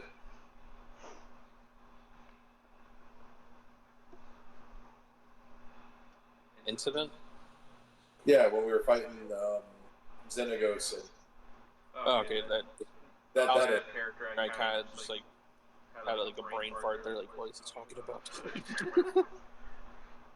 But yeah, I remember now. Yeah. So, gods exist. Outside of your bathhouse, you can hear Ona like pattering around, and you hear her say, "Oh, hi. I'm Ona." I just kind of start getting dressed and well, I don't know too much about that, but we can look into that another time, I guess. And this would be for both sides. You can kind of hear Ona like in the hall saying, "Oh no, I'm an initiative member." Oh, that makes sense. Finn in like Big Brother mode kind of steps out of the bathhouse with his clothes on. And what were you saying? What were you saying? Oh, I was just saying like Edward would.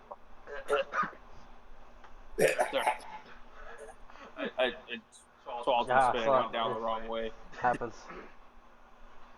Breathe, child. Breathe.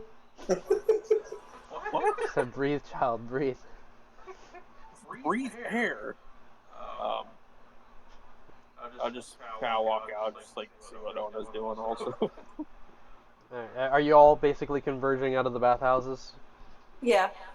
So yeah, as you guys all come out, the first thing you guys notice is that there are 4 guards, 2 kind of stationed closest to the doors, and then 2 on the opposite end against the wall of the hallway.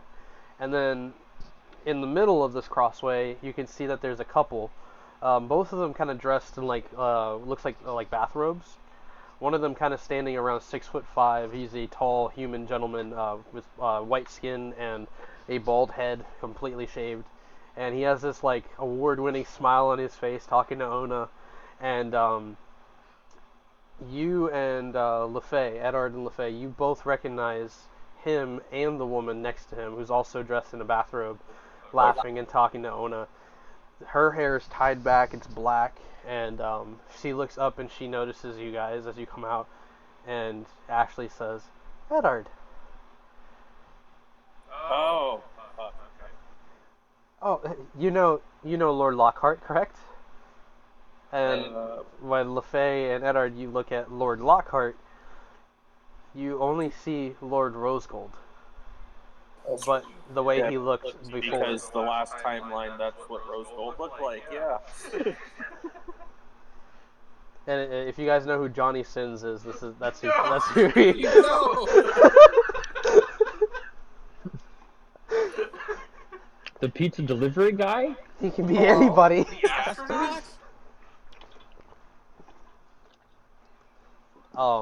Yeah, he's like smiling at you guys. Yeah. I know him. The adopted child. The adopted child. Wait, Effie. Huh? You said his name was the Lord Lockhart? Lord Enel Lockhart.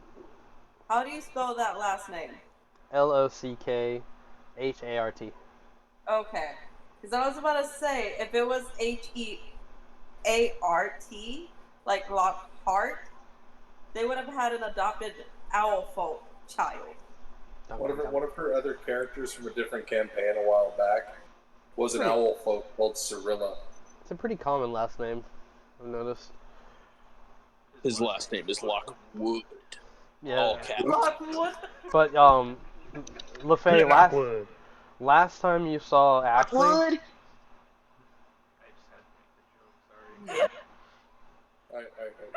Sorry. last time LaFay that you saw Ashley, I think it was at the last time you had seen her, she had died at Mudlock, and now she's here, looking perfectly fine. And as for Rosegold, you recognize his face, but you know that there's a new version of Rosegold on this timeline. This one having a completely different name, now going under Enel Lockhart. But he sees all of you, and he's just like, you seem to have a lot of friends here. And he's like kind of looking around at the guards, and one of the guards steps up. "We were sent by your brother. We have to escort you back to the initiative so you get you ready for the trial." Sorry, sir. Any other guards? What was that? Does Finra recognize any of the other 2 guards? No, they seem to kind of be like the King's Guard, like, you know, kind of higher up. They're very straight-faced. They do kind of look at you guys, and some of them look apologetic to be doing this, almost like they know you guys by reputation and don't really want to be doing this. But they point the way back down the halls to kind of lead you back. All right, just let me finish up, and I'll go back into the bathhouse to finish getting dressed. Good to see you again, Lockhart, Ashley. She just kind of gives like a half smile, and then Lockhart looks at her and kind of like kisses her and says, "Well, if you'll all excuse me, we have to get ready ourselves for our day, don't we?" And she kind of smiles, like all sheepish, and kind of goes off into the women's bathhouse, and they like split off. Oh, and it's just like, they're so nice. Everybody here is so cool. Looks up at a guard. What's your name?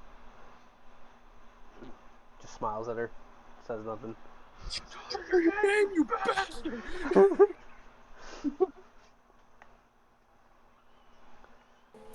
Alright, I'm gonna take a 10-minute break here. I gotta use the restroom real fast. And then we'll go from there. So everybody kind of put some thought into what you want to do next, or anything that, might be of importance. I'll be right back, alright? Can it be 15 minutes? Yeah, we'll make it 15. Keep in We have mind to that, get like, Hugh away from that chick. We have to get him away from her. You don't even know I'm there. He's at Um, least getting a lady. yeah, I'm gonna set the 15-minute timer, and as soon as it's done, I'll be back, and we'll start from there. Okay. Alright, here we go.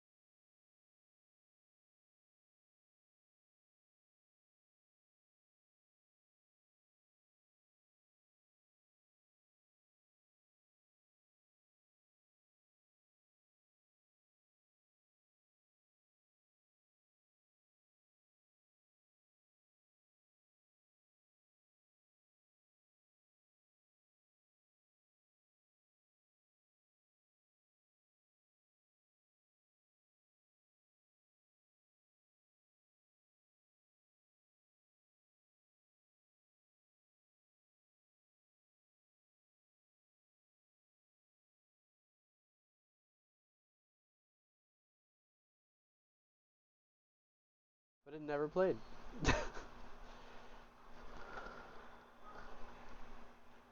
Oh, Alright. also, Yeah? the question that you asked me a few weeks ago, I just remembered it. Lawanda, that was the character's name. Johnny's girl. Oh yeah, I remember, yeah. I just remembered it like a couple days ago. Oh, you're good, you're good.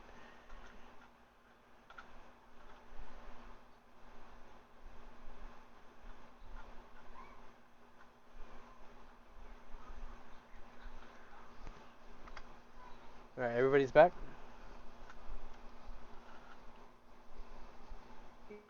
Seep. Yep. No. The fuck you mean, nuh-uh? I mean, nuh-uh.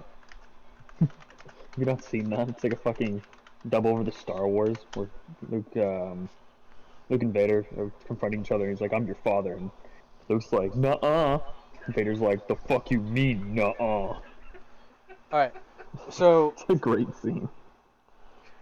the 5 of you being escorted back to the initiative rooms. Along the way, Ona is kind of looking up at you guys. I'm nervous. I was having a lot of fun, but now I'm feeling nervous and cold. Do we have like a fireplace that we can put up to help her warm up? Play, please. Huh? Like a little fireplace in the room to help her warm Yeah, up? like within that circular room near the entrance, there is a corner there where it looks like there's like a couple of logs. Like, I forget what they call it. It's like a log stand, and then you can like start a fire in the corner. We'll just kind of start getting the fireplace ready and just... Zoe, do you think you can light this up?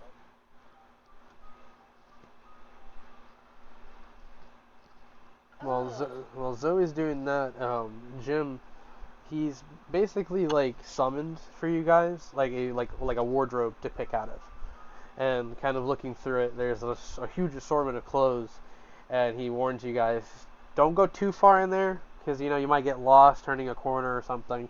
Just pick something nice, elegant. I kind of kept everything up front. Just don't ruin Jim's clothes, okay? Jim values his clothes.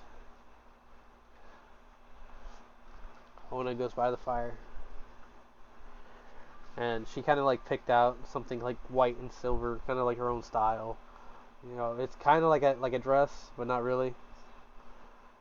And she's just kind of. Why does he even have this in there? Why does he even have this in there? No idea. Did you know those people back there? I'm familiar with one of them. One of them sort of remember from a quest like over a year ago, but haven't. Well, let's just say they're different now. Huh. Seems to be like normal now. Seeing things that we kind of remember or things that changed. I don't know, I felt okay, but a little after we talked to them, walking back, something doesn't feel right. I don't know, something in my tummy. Something. I'm hungry. It's kind of. Jim's still there. Jim is there. Is anybody like working with the wardrobe right now?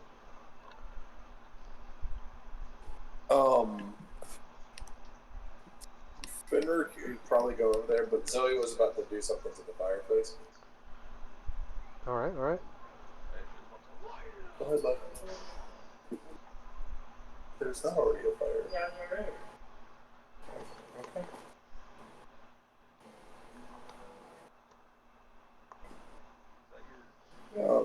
Fenrir starts to look through the wardrobe.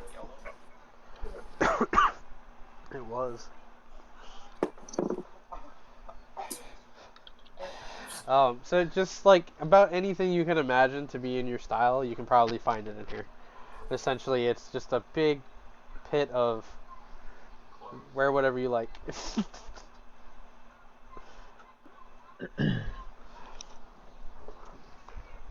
Are you going into the closet though? We just want a whole other adventure.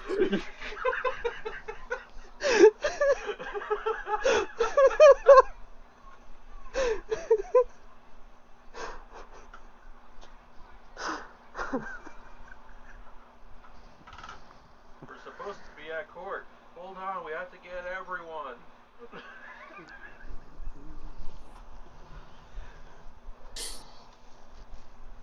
Jesus. Time stop. So yeah, you're able to kind of like pick through and find clothing, but if you want to like delve into the closet, you can do that too.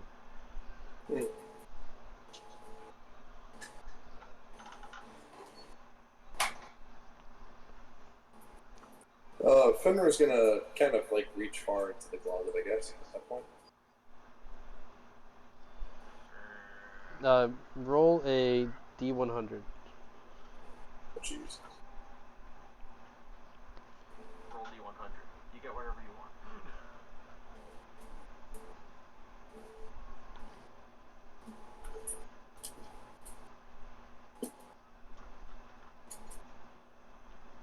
A 95. Solid. So reaching in, you feel like some metal object, something feels like rubber, kind of shaped like a ball. You push that aside, you reach back, you hear like a squeaking noise, toss that aside, and then finally you grab like what looks like, well, what feels like this very heavy material. You pull on that, and Fen, what does the item look like that you made for LaFay? Oh.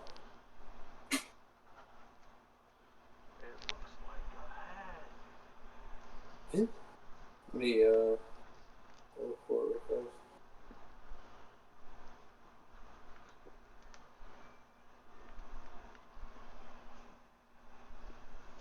Looks like a head. It's just like a troll head. Shit, Put did I this even onto put your it? bow. Don't shoot troll heads at people. Yes, you can.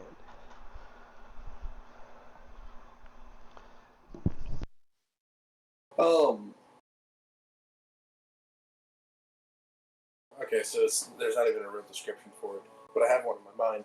So he kind of pulls out this leathery like cloak. At first glance, it's almost opaque in a weird way. Like it gives off kind of a shadowy feel.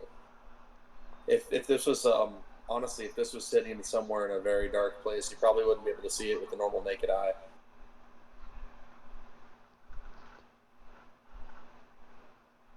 He just kind of like looks at it. Jim sees it and he's like, "Ah, that's a really cool cloak I found a while back. Just kind of ended up in there. Other Fenrir said that we shouldn't mess with it too much unless we find somebody who's really good at using these things. Huh. You know. Like, Doesn't come with a manual though." He kind of like braided throws it fur. over his shoulder. Just throws it. Is LaFay behind him? Yeah, LaFay's like a couple feet away and she kind of sees one. LaFay, you see like he throws this behind him onto the floor. I was gonna say just at her face. New fear unlocked. Do you throw it at my face? Yep. She's just gonna be like, hey! It looks similar to your displacer cloak you had a long time ago. Like, she kind of like turns it around, expecting it. It actually does.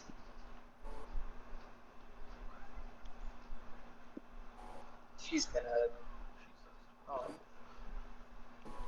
put it around her. See, capes are cool, says Jim. You understand. And like he goes to stand like in the mirror next to you and look at himself and kind of pushes you out of the way little by little so he can admire himself in the mirror. continues to dig through the closet. Roll another D100. Oh god. While this is happening, Zoe and Hugh, what are you guys doing? Just chilling? What are you doing? Oh wait, no, we haven't gotten to Hugh yet. Oh. Yeah, we have. Wait, did you message him? He's still stuck in the room with the lady. Did you get my message, Hugh? Don't say it out loud. If you messaged me, I didn't get nothing on message here. I don't know, it just came through.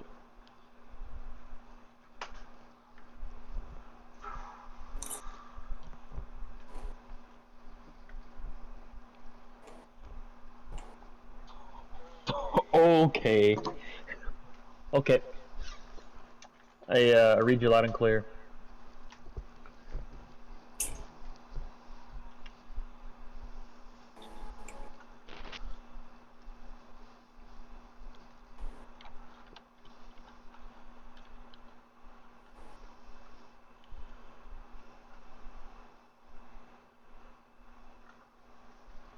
Alright, did you get that one too?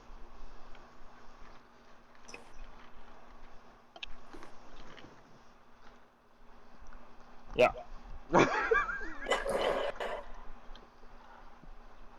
Don't know if that one's a joke or if you're being serious. No, I'm serious. Oh, okay.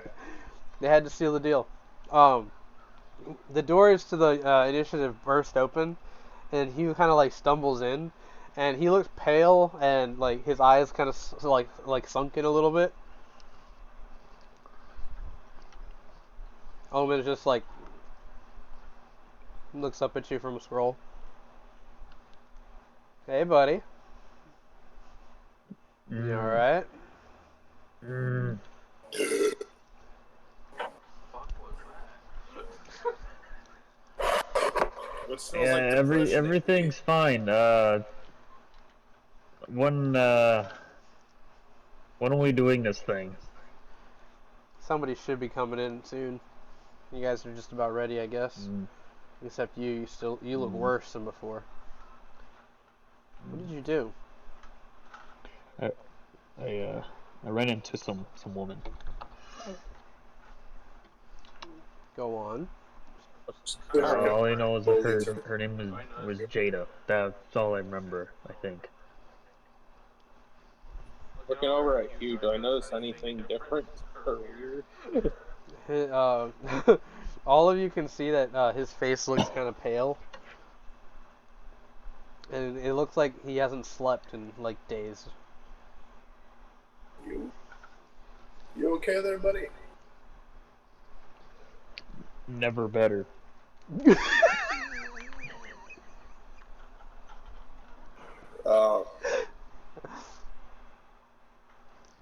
Yeah, something seems a little off. Detect good and evil.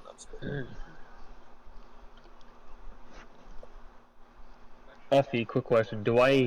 Am I willing to tell people what you sent me? Like, Nope. am I able to speak out loud about this, or is it kind of she told me this? Okay. Okay. The first thing you can't talk about whatsoever. The other thing you're free to describe. I'm okay. I'm not gonna bring the bonfire up. Like the first sentence, the first one you said to me, I'm not allowed to talk about, right? Like no Yeah, hints, no details, yeah. nothing like that. The thing that she told you in your ear, essentially. Okay. Okay. But the thing that she But the did, second, up to you. well, all I know is that I don't feel so good, Mr. Stark. It feels like my soul is gone.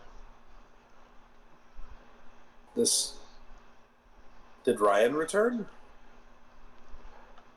I liked Ryan, but this lady, damn. So Does he- wait, Brink of death or something? did a lady I go? feel like I am. No. Let's just say that somebody named Jada seen what was under all of this as I'm like going up and down my body. Like looking over my armor. It's like she went under all Ona this. right next to you, Edda, just slowly goes. Not Jada Roll, right? I just got her first name, but she was this beautiful blonde. Beautiful.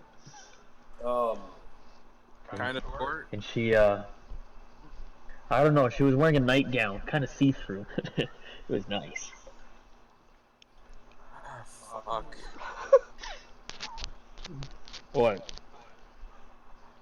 Don't tell anyone else about it, okay? I mean, she didn't do anything inappropriate with me, per se, as much as I would like to. If it was, let's just say if it was Jada Rose Gold, no one else can know about it outside of this room. Why? I'm pretty sure She whispered some sweet, succulent words in my ear. I'm pretty sure she's my brother. Oh. Jim by the wardrobe goes, "Ho!" I didn't see that one coming. And this matters to me how? He doesn't even care. He sits down next to Omen. Omen just looks paler than he normally does. He's just like, how can this happen? Oh, if it gets out of this room, that could make things a whole lot worse for us. Let's just say that. Like seriously, Hugh, you do understand. Question is, would it be worse for you or would it be worse for me? You. Kind of both. Jim, it's not too late to fire him, is it? It's not too late, If right? I die, I die. Let's just say I have a long-term goal I need to commit to. I don't know what it is quite yet, but I know it's there. No, please, enlighten us. What is this long-term goal you have outside of the initiative that's more important than the well-being of yourself and your allies? I don't know. I can't put my finger on it, but I know it's there. Words can't describe it. That's the best way I could put it. You fucking... He, like, stands up from the table, goes over to the doors, like, looks around and shuts them. And he looks at Jim. Jim kind of, like, nods and quickly casts a spell over the door. And they both stand there like two parents looking down at you guys. Can I insight check him? On who? You. Yeah.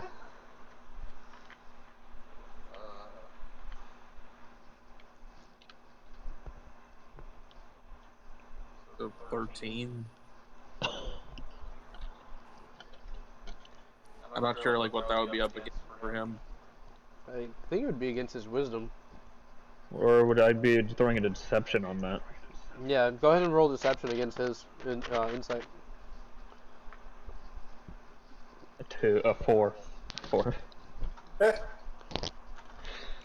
You know he did something It's probably bad. for the good, the greater good. You know he did something bad. Fuck you. Okay, so I killed an old lady. What's the point? What? Even Ona? Huh? What? We weren't even. What? Omen goes like this, and then like Jim just kind of goes, "I'll get the other door," and he goes. It was an accident, alright? I didn't mean for it to happen. She's kind of fell funny.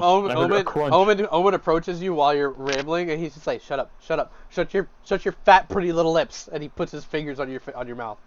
Shut up. I'm gonna bite his fingers. Shut up. No. Anything you say can and will be held against you. Okay? Titties. Please. Please.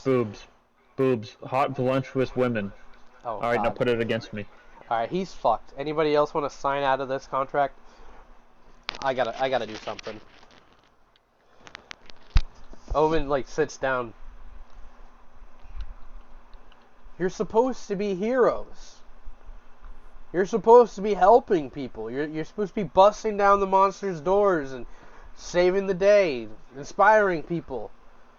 This was before. This was before the initiative.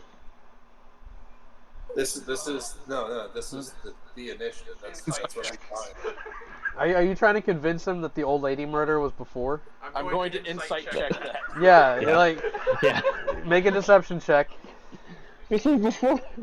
I'm gonna. Fenrir's gonna insight that as well, actually. Fuck. 4.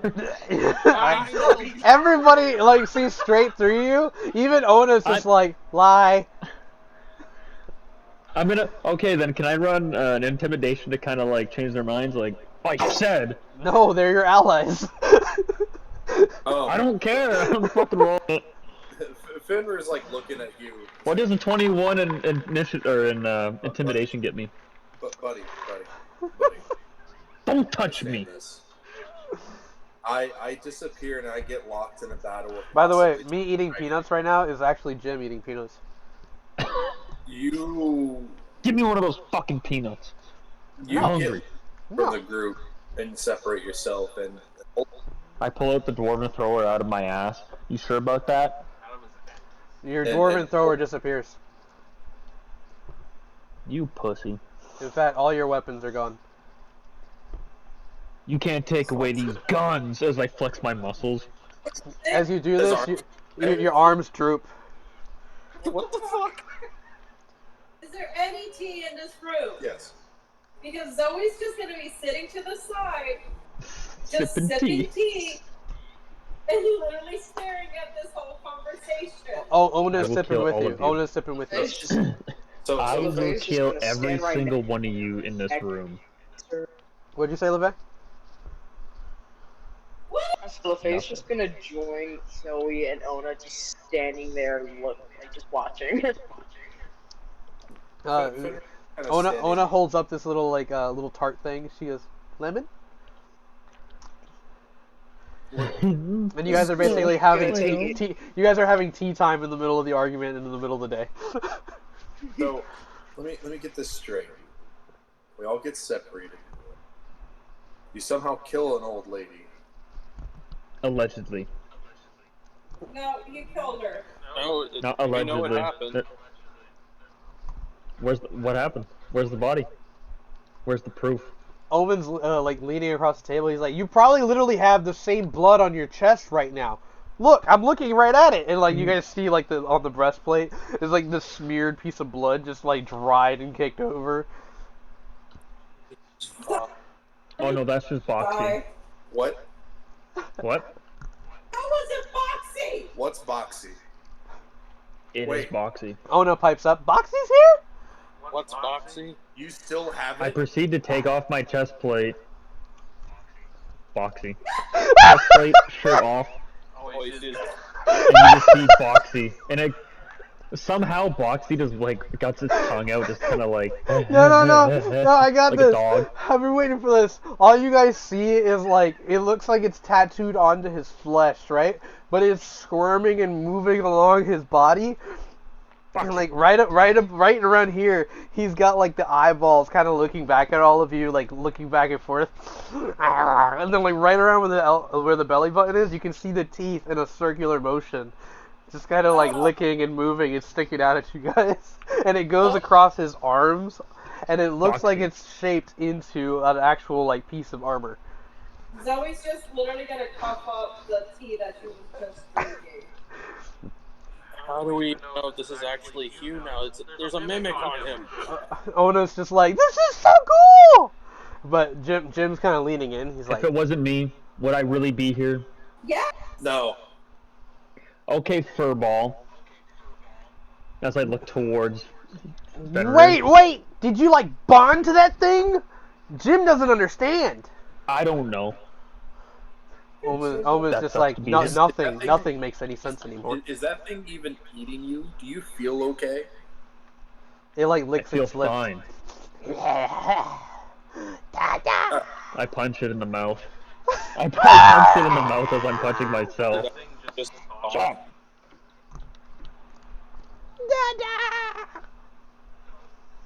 No. Shit. Final words in my mouth. Shit. You God damn it. you feel the body kind of rumble across you. It's like, I'm sorry, little one. But you This- can't be licking your lips on me. Omen's just like, "This is disturbing beyond any recognition, and I've seen disturbing in my time." Is this one of those things where you say you know 200 ways that something can happen and this makes it 101? Listen, I've watched myself die. I've watched my friends die in gruesome, terrible ways. I've watched entire cities be decimated. I've watched... This is gross. This is fucked up. And it's not just gross and fucked up. How do we know that the old lady, that he didn't feed the old lady to his own stomach? See, I don't think he's that bad. Oh, at the time she wasn't. At the time, Oh! he wasn't this Jim's just like, involved on me. Jim's just like, oh! I get it. Omen, I get it. You do, Jim? I get it. He's chaotic good. Jim just looks proud of himself. Huh? We're all gonna die. Okay, you know what? Fine, I will explain to you what exactly happened, okay? The time that I was stuck in Sweetwater, right? I killed a few guards, you know. It happened. And I got into this little radish wagon, okay? They didn't know I was there. I was invisible. I know. Me, sneaky. Ooh. And let's just say that the old man hit the old woman, and I didn't like that, but I needed the ride, so I decided to hit both of their heads together to knock them out.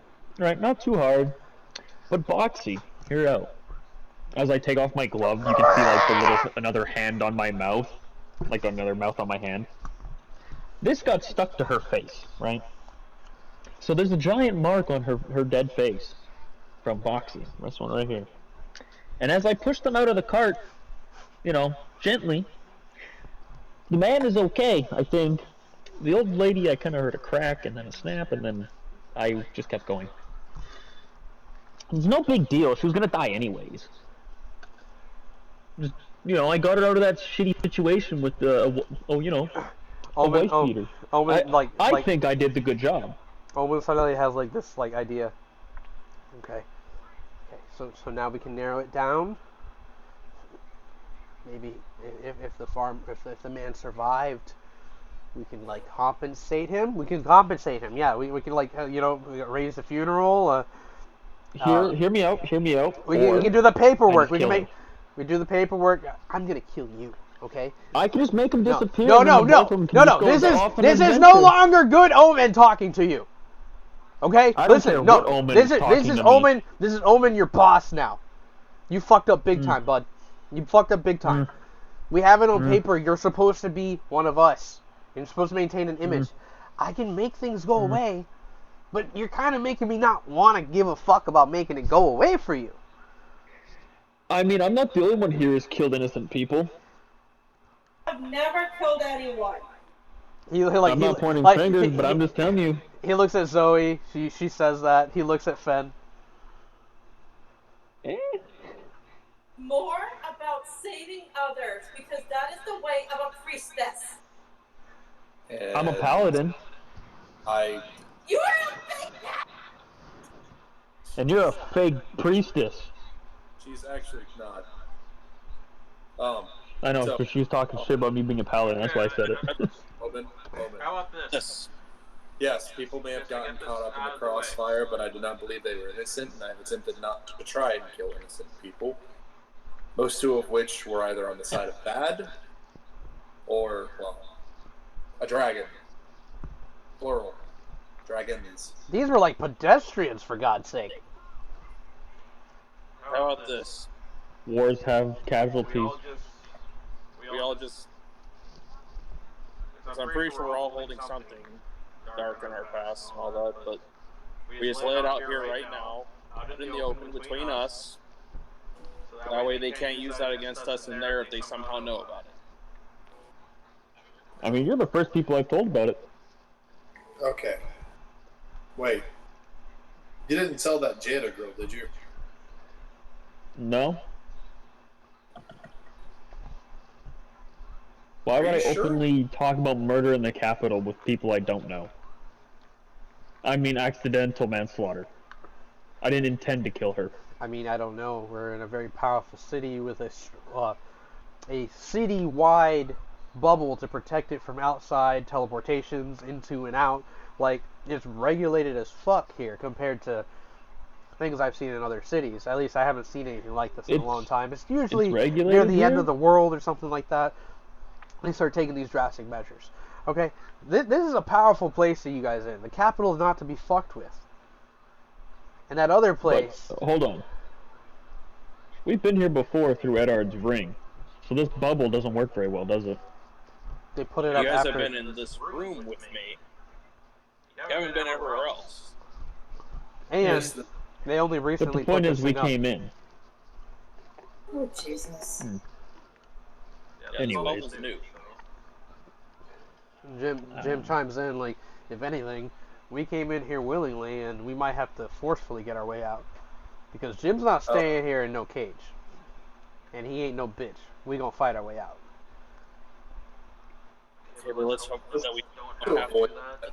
That's democracy, Edard. That's democracy. Get it right. we're gonna start spreading some democracy.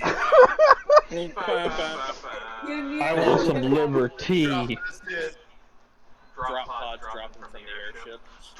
You call him the eagle. Ba ba ba ba. Benwin, Sponsor. or Omen, sorry. He's just kind of mulling things over. All right, same plan. Don't say anything stupid, okay? Unless they bring it up. If they ask about the old lady or anything like that,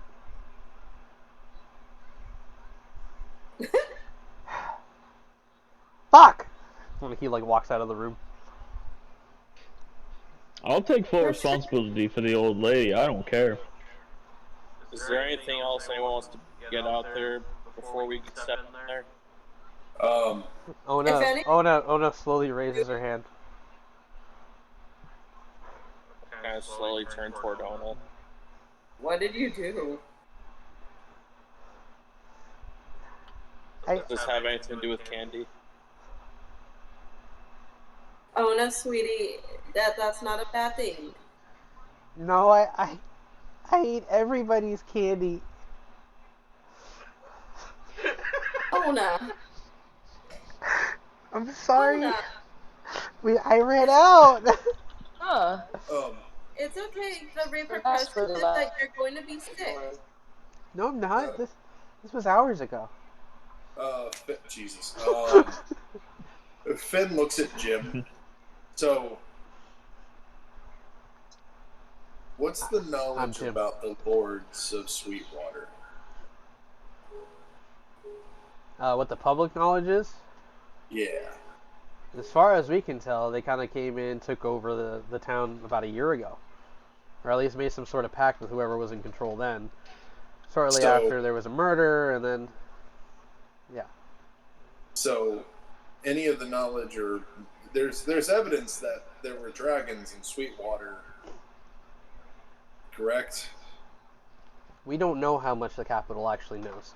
For what we think, it's possible that maybe the Capitale is in on what was happening in Sweetwater. Wait. He kind of like stops for a moment and then thinks. Are there any demons here? Haven't been able to detect anything. I think we're in the clear for now. Over at Eddard and Hugh. Guys. What? You guys can detect demons, right? Maybe. You mentioned demons, like I'm gonna use divine sense. What does that What the heck? do? Look at that, another gold star. And detect good and evil, anything celestial, fiendish, undead. How far out? Zoe's literally just sipping tea, a little annoyed. 60 feet. No, nothing specific is coming up. It's coming off you. No. Why'd you have to think about that, Mr. DM? Why'd you have to think about it? No, I'm just kidding. It's fine. Because he's wondering if it affects the. Where are they? Where are the demons? Is it just like the actual beings though? Does it to like detect anything like? Trying to be thorough here. That's what I'm looking for. sense anything affected by the hollow spell or know the location of any celestial, fiend, undead within 60 feet. That No. is not behind total cover. No, you can't detect anything immediate. Also, they didn't hear that, so. Yeah, no, I got you. Have to be constantly switching. Yeah, no, Edward, you can't detect anything, and if anybody else is using that same sort of thing, no. No actual entity is detected.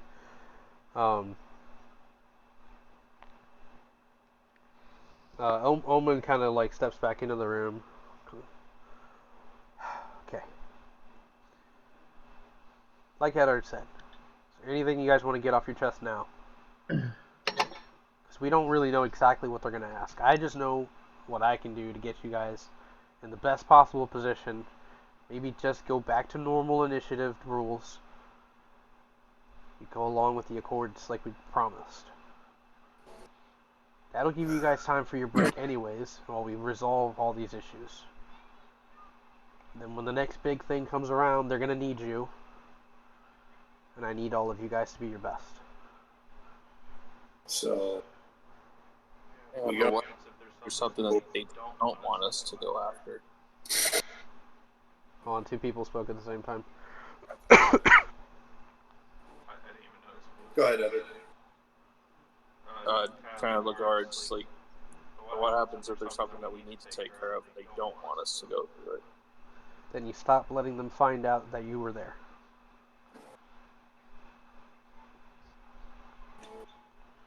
I know you guys are always doing what you have to do. And as far as I can tell, I don't have any complaints. Most of the complaints and people who have issues with the initiative seem to not really understand who you guys are, what you're there to do. And others might just be enemies instead. So then, what if the capital is compromised? Then we move to plan B. You guys are going to be on the run. And I'm going to make sure you're protected and given what you need. But at the end of the day, you guys still have a job to do here. What do we do about Rose Gold? What about Rose Gold? Like, I have it from a trusted friend that he can't be trusted. you want me to murder him? No. Um, No more murdering. I mean, uh, I've Edward, only done a few. No. Edward, Yeah. maybe during the incident that happened with the demigod, maybe it's not the same Rose Gold you're thinking of.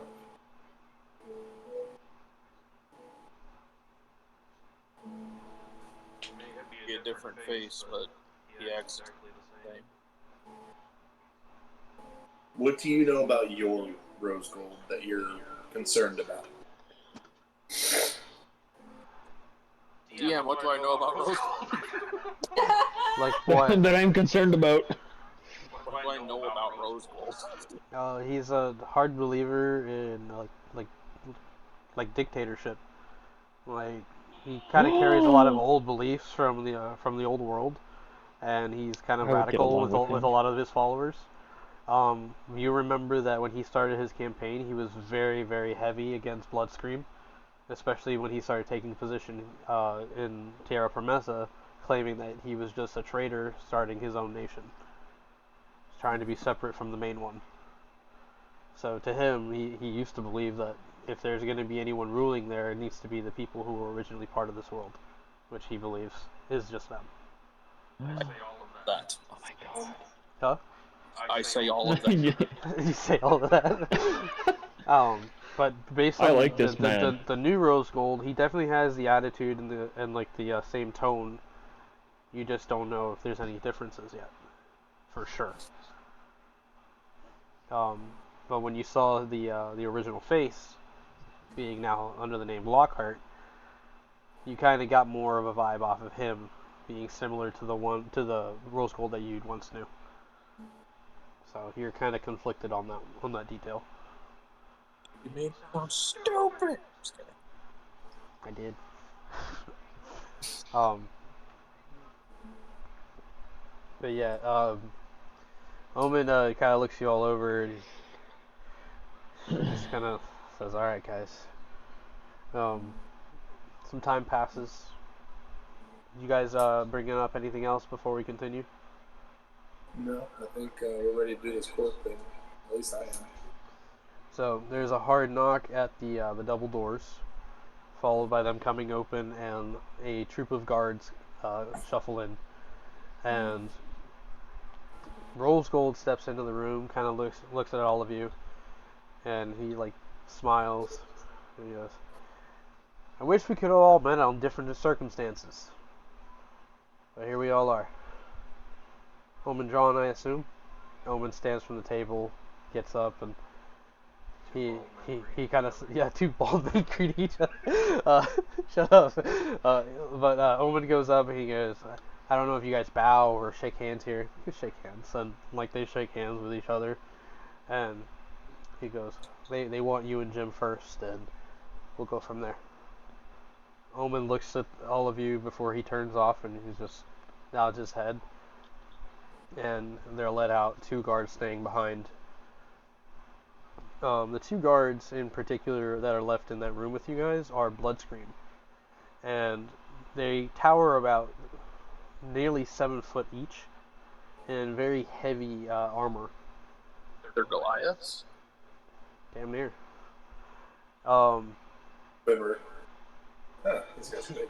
If you looking them over, their armor, it looks like it's made of adamantite.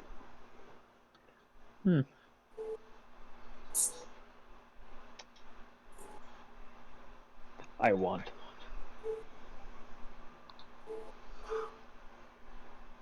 A little time passes, and finally there's another knock, and the doors come open. Rose Gold is there again, and he looks to Edard, and he says, They wanted to see all of you together. So if you could follow after me, and then Hugh, Zoe, Fenrir, and then LaFay, and Ona can stay here." And Ona's just like, "Why?" "Don't worry about it." He looks at you. "She'll be fine." Jim.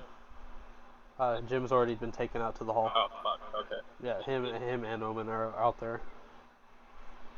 Well, I'm not gonna leave Ona alone in this room. She's welcome to sit out in one of the chairs. She'll be with the rest of the people, the witnesses. Is that okay? That's fine. I have a maid sit with her. He starts to kind of lead you guys down the halls, and he doesn't say much up until you guys cross that one room with all the tea tables and all that. He gets to the door and he kind of looks back at all of you, and he says, "Well, I wish all of you luck, and we all want to see the best come out of this." Insight check. Sure. Inception.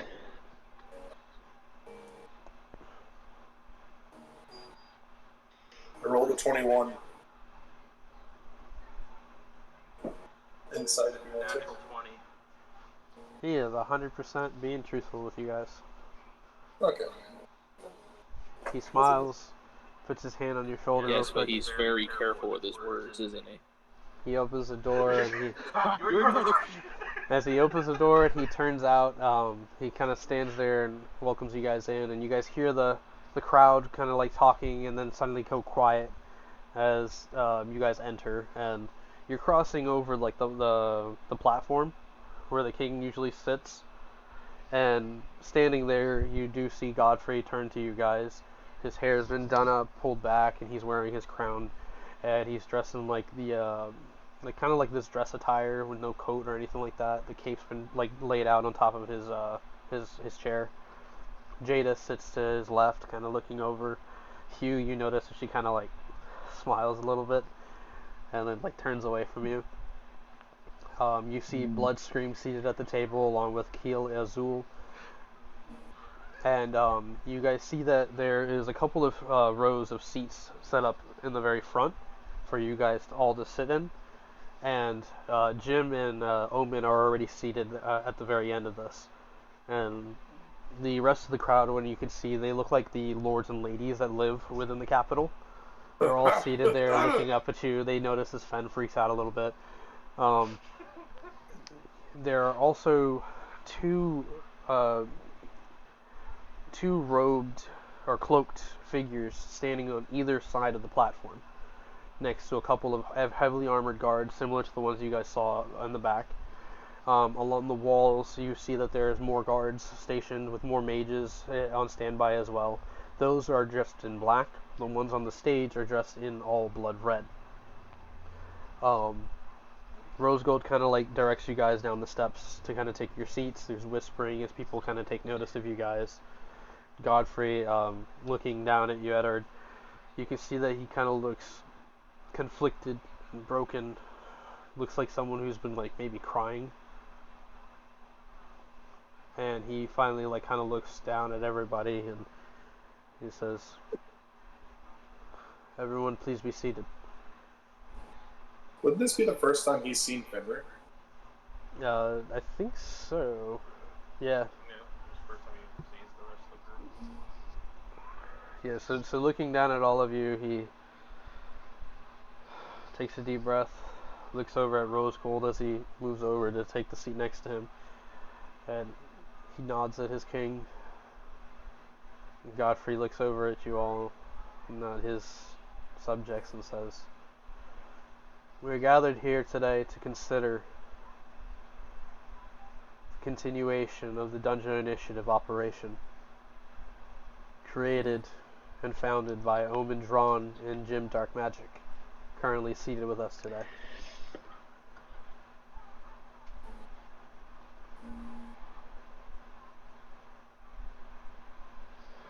This trial will consist of questions of their operations, their supposed heroics, possible murders,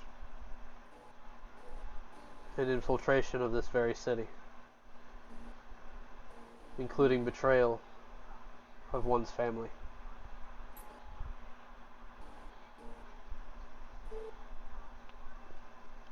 This doesn't come easy, as my father was responsible for creating the initiative, giving control and power to these individuals to do good things.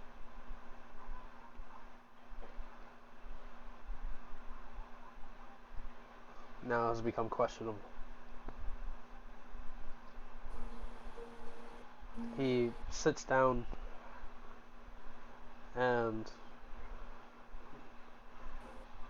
Eddard and LaFay, you notice that one of the hooded figures on the stage to the right pulls back their hood, and it's a man of like dark skin, but it looks like they've been like out of the sun, as it seems to be paling as well, almost ashy.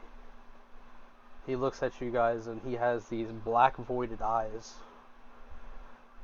And when the other figure pulls her hood back, you see red hair drop down. And both you and LaFay recognize Cassandra looking back at you guys.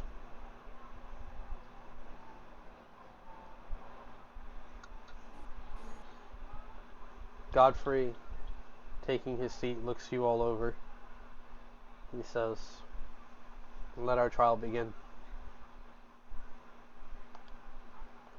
And that's where we end tonight's session. Oh, you fucker. I freaking